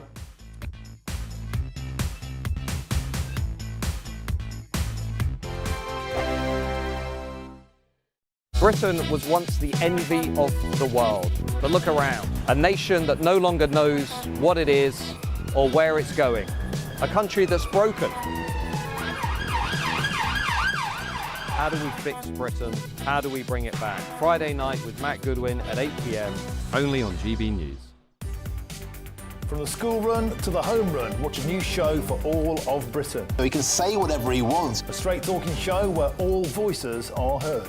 And, you know, when are we going to stop talking about smashing the gangs and actually do it? With the stories that matter from every part of our country. There's a bit of a crash landing there for your Chancellor. Bold, fearless and standing up for you. That's me, Martin Daubney, 3 p.m. till 6 p.m. weekdays here only on GB News. The People's Channel, Britain's news channel. Westminster's full of talk, but out here, it's the real world. Am I allowed to talk then? No, that's it. This is where it matters, real people and real lives. That's what politics is all about. The fact is Trump made a good start. No. Straight answers, no spin, and just a couple of pints. How many fingers have I got up? About 10. So join me for Lee Anderson's Real World every Friday at 7 p.m. only on GB News. The People's Channel, Britain's news channel. You want to know what's really going on in the corridors of power? Labour don't know what to do with you half the time, and that makes you quite lethal in the chamber. Get behind the headlines with Chopper's political podcast. Join me, Christopher Hope, as I sit down with the great and the good of British politics. We'll see where this ruling takes us. These are the stories shaping our nation. Chopper's political podcast, available now on all platforms. Listen in and stay ahead. It's Patrick Christie's Tonight, and here we do things differently. It's explaining the absolute madness of this, doesn't it? It's explosive. I mean, this is very good. It's lively. 850. Your government sat there, Sean, and it did nothing. It's controversial. And the Middle East has been in turmoil since before I was born. It's everything you need to kickstart your evening. Everyone's had their Weetabix tonight. I love to see it. That's Patrick Christie's Tonight, weeknights from 9 p.m. Only on GB News, the People's Channel, Britain's news channel. Westminster, the ultimate clique. And you're fighting like rats in a sack. But here on the Camilla Tominey Show, we ask the questions the establishment media is too scared to ask. OK, let me ask you a straight question, because I know you're a straight-talking politician. Whether it's net zero, illegal immigration or law and order, nothing is off limits. You had the power then. Yeah, as and now you've lost it. That's the Camilla Tominey Show, a politics show that's fearless. But no, let me finish my question if you don't mind, because it is my show. Sundays at 9:30, only on GB News, the People's Channel, Britain's news channel.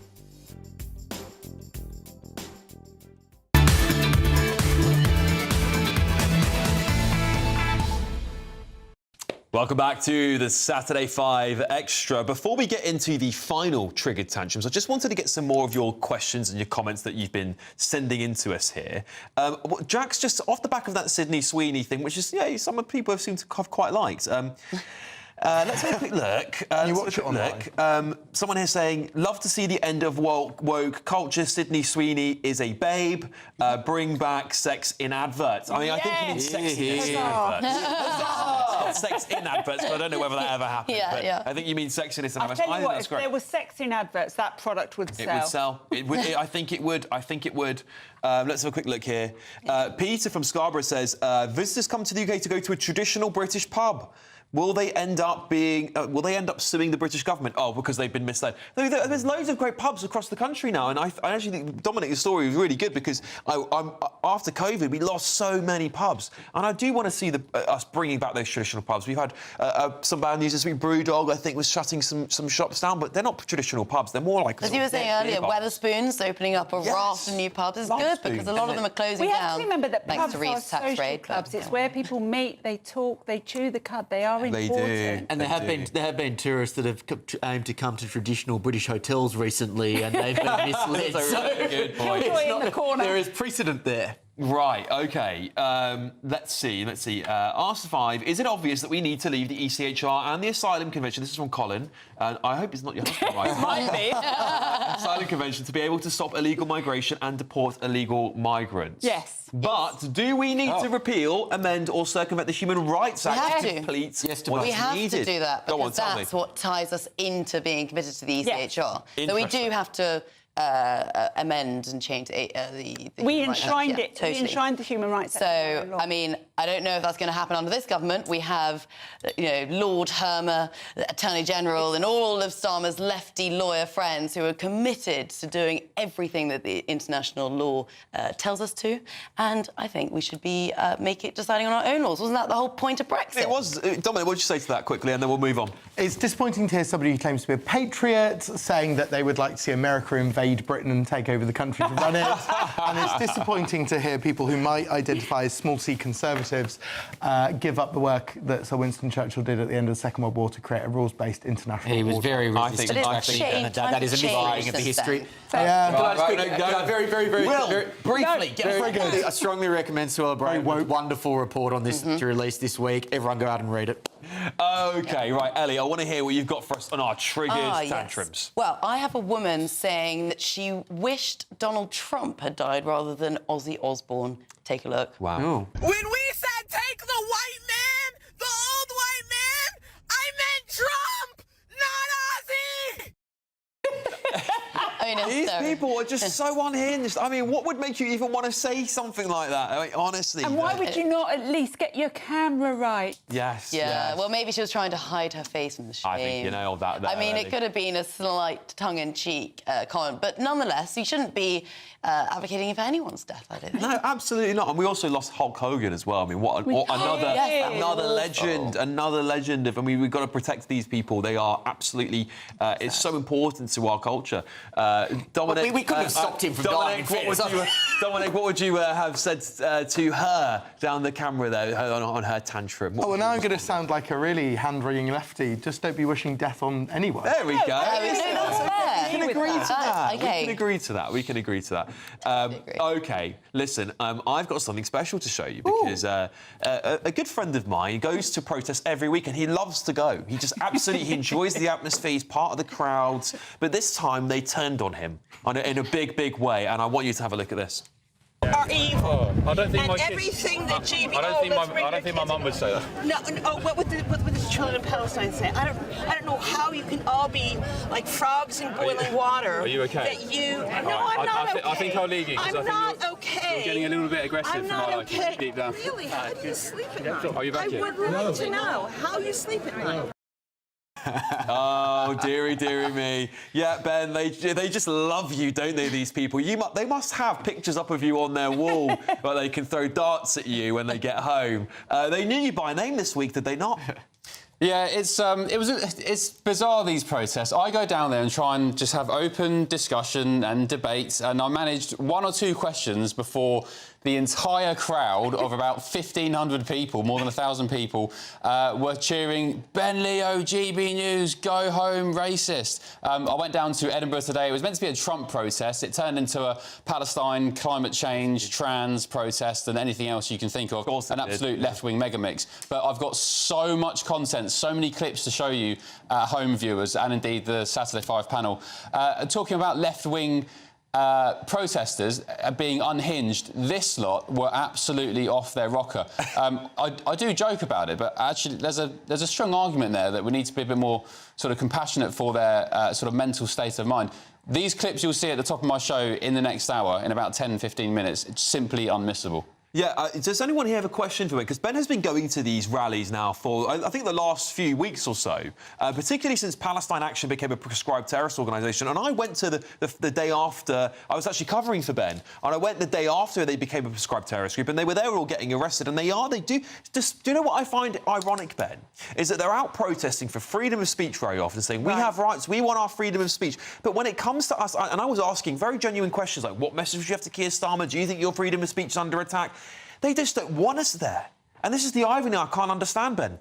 Well, the other irony is that the left generally, not all of them, but most of them, let's be honest, they go around saying, you're full of hate, you are this, you're that, you're intolerant, you're discriminatory, so on and so on. The truth of the matter is, these are the biggest projectionists going. They are so full of it. And again, you'll see in the clips that I play at the top of my show, they are so full of aggression, so full of hate, so full of toxicity. One guy, I mean, after all the abuse I was getting today, I just had to stand there and smile and kind of, just take it on the chin, because the last thing you want to do is start getting into a row with them. But one guy was saying I was an a-hole for smirking. I said, well, what expression do you want me to have on my face? I'm getting abused from all fronts. There was also, in a more serious matter, chants of death to the IDF in that crowd. I said to Police Scotland, the coppers who were there, who actually did a good job, but I said to them, are you guys going to do anything about these people chanting death to the IDF? So we'll see what happens with that. But yeah, it's the irony is that they preach tolerance and kindness, and the actual fact of the matter is they are the worst perpetrators of it. Absolute radicals. Very briefly, Ben, what else have you got coming up on your show tonight? Good question. Do you know what? I've been out all day. He doesn't know. He doesn't know. I'm not quite sure. No, the Online Safety Act, of course, big introduction yesterday. It was meant to be protecting kids from porn, but it turns out, as you've discussed on tonight's show, that actually the government is now blocking footage of protests down at the Epping Hotel, which I'm at tomorrow, by the way, as well. Of course I am. Yeah. So we're going to be getting stuck into that, and of course all the front pages of the newspapers coming as well. So yeah, big show coming up. You do not want to miss all these clips on Ben Leo Tonight and the last hour of Ben Leo Tonight, late edition, 9 till midnight. I will see you for a bonanza of a show in just a tick. First, though, let's get your weather.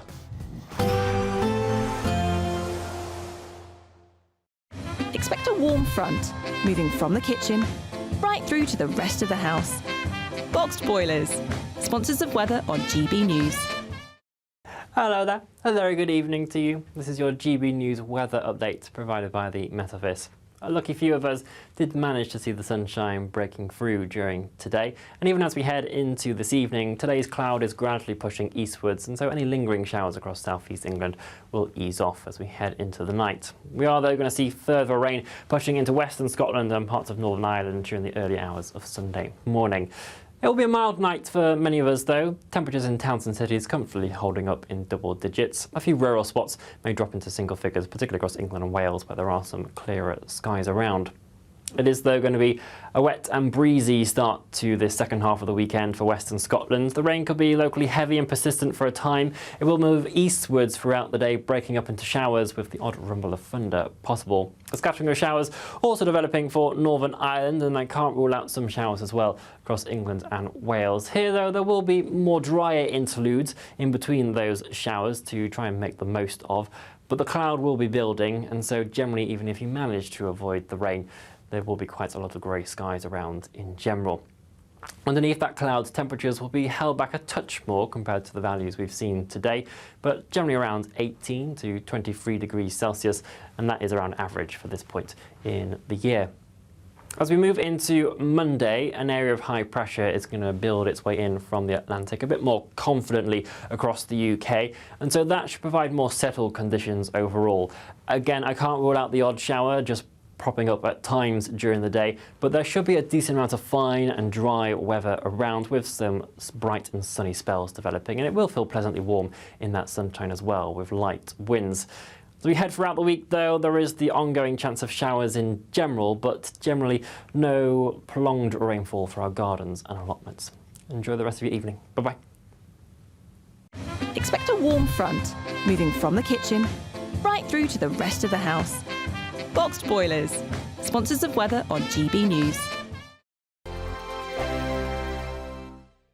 It's It's the final week to see how you can win big, as there's an incredible £54,321 in tax-free cash to be won. What would you spend it on? The holiday of a lifetime? Or just sit back, relax and remove some of those day-to-day financial stresses? Lines close on the 1st of August, so make sure you don't miss out. For another chance to win, text cash to 63225. One entry costs £2.50 plus one standard network rate message. Or text bonus to 63225. 5 entries cost £5 plus one standard network rate message. Go to gbnews.com/win. Entries start at £2.50. Call 0903 686 3232. Calls cost £2.50 plus your network access charge. Or post your name and number to GB14 PO Box 8690 Derby DE1 9TT. UK only. Entrance must be 18 or over. Lines close at 4 p.m. on the 1st of August. Please check the closing time if listening or watching on demand. Good luck. Westminster's full of talk, but out here, it's the real world. Am I allowed to talk now? No, that's it. This is where it matters. Real people and real lives. That's what politics is all about. The fact is Trump made a good start, no. Straight answers, no spin, and just a couple of pints. How many fingers have I got up? About 10. So join me for Lee Anderson's Real World every Friday at 7 p.m. only on GB News. The People's Channel, Britain's news channel.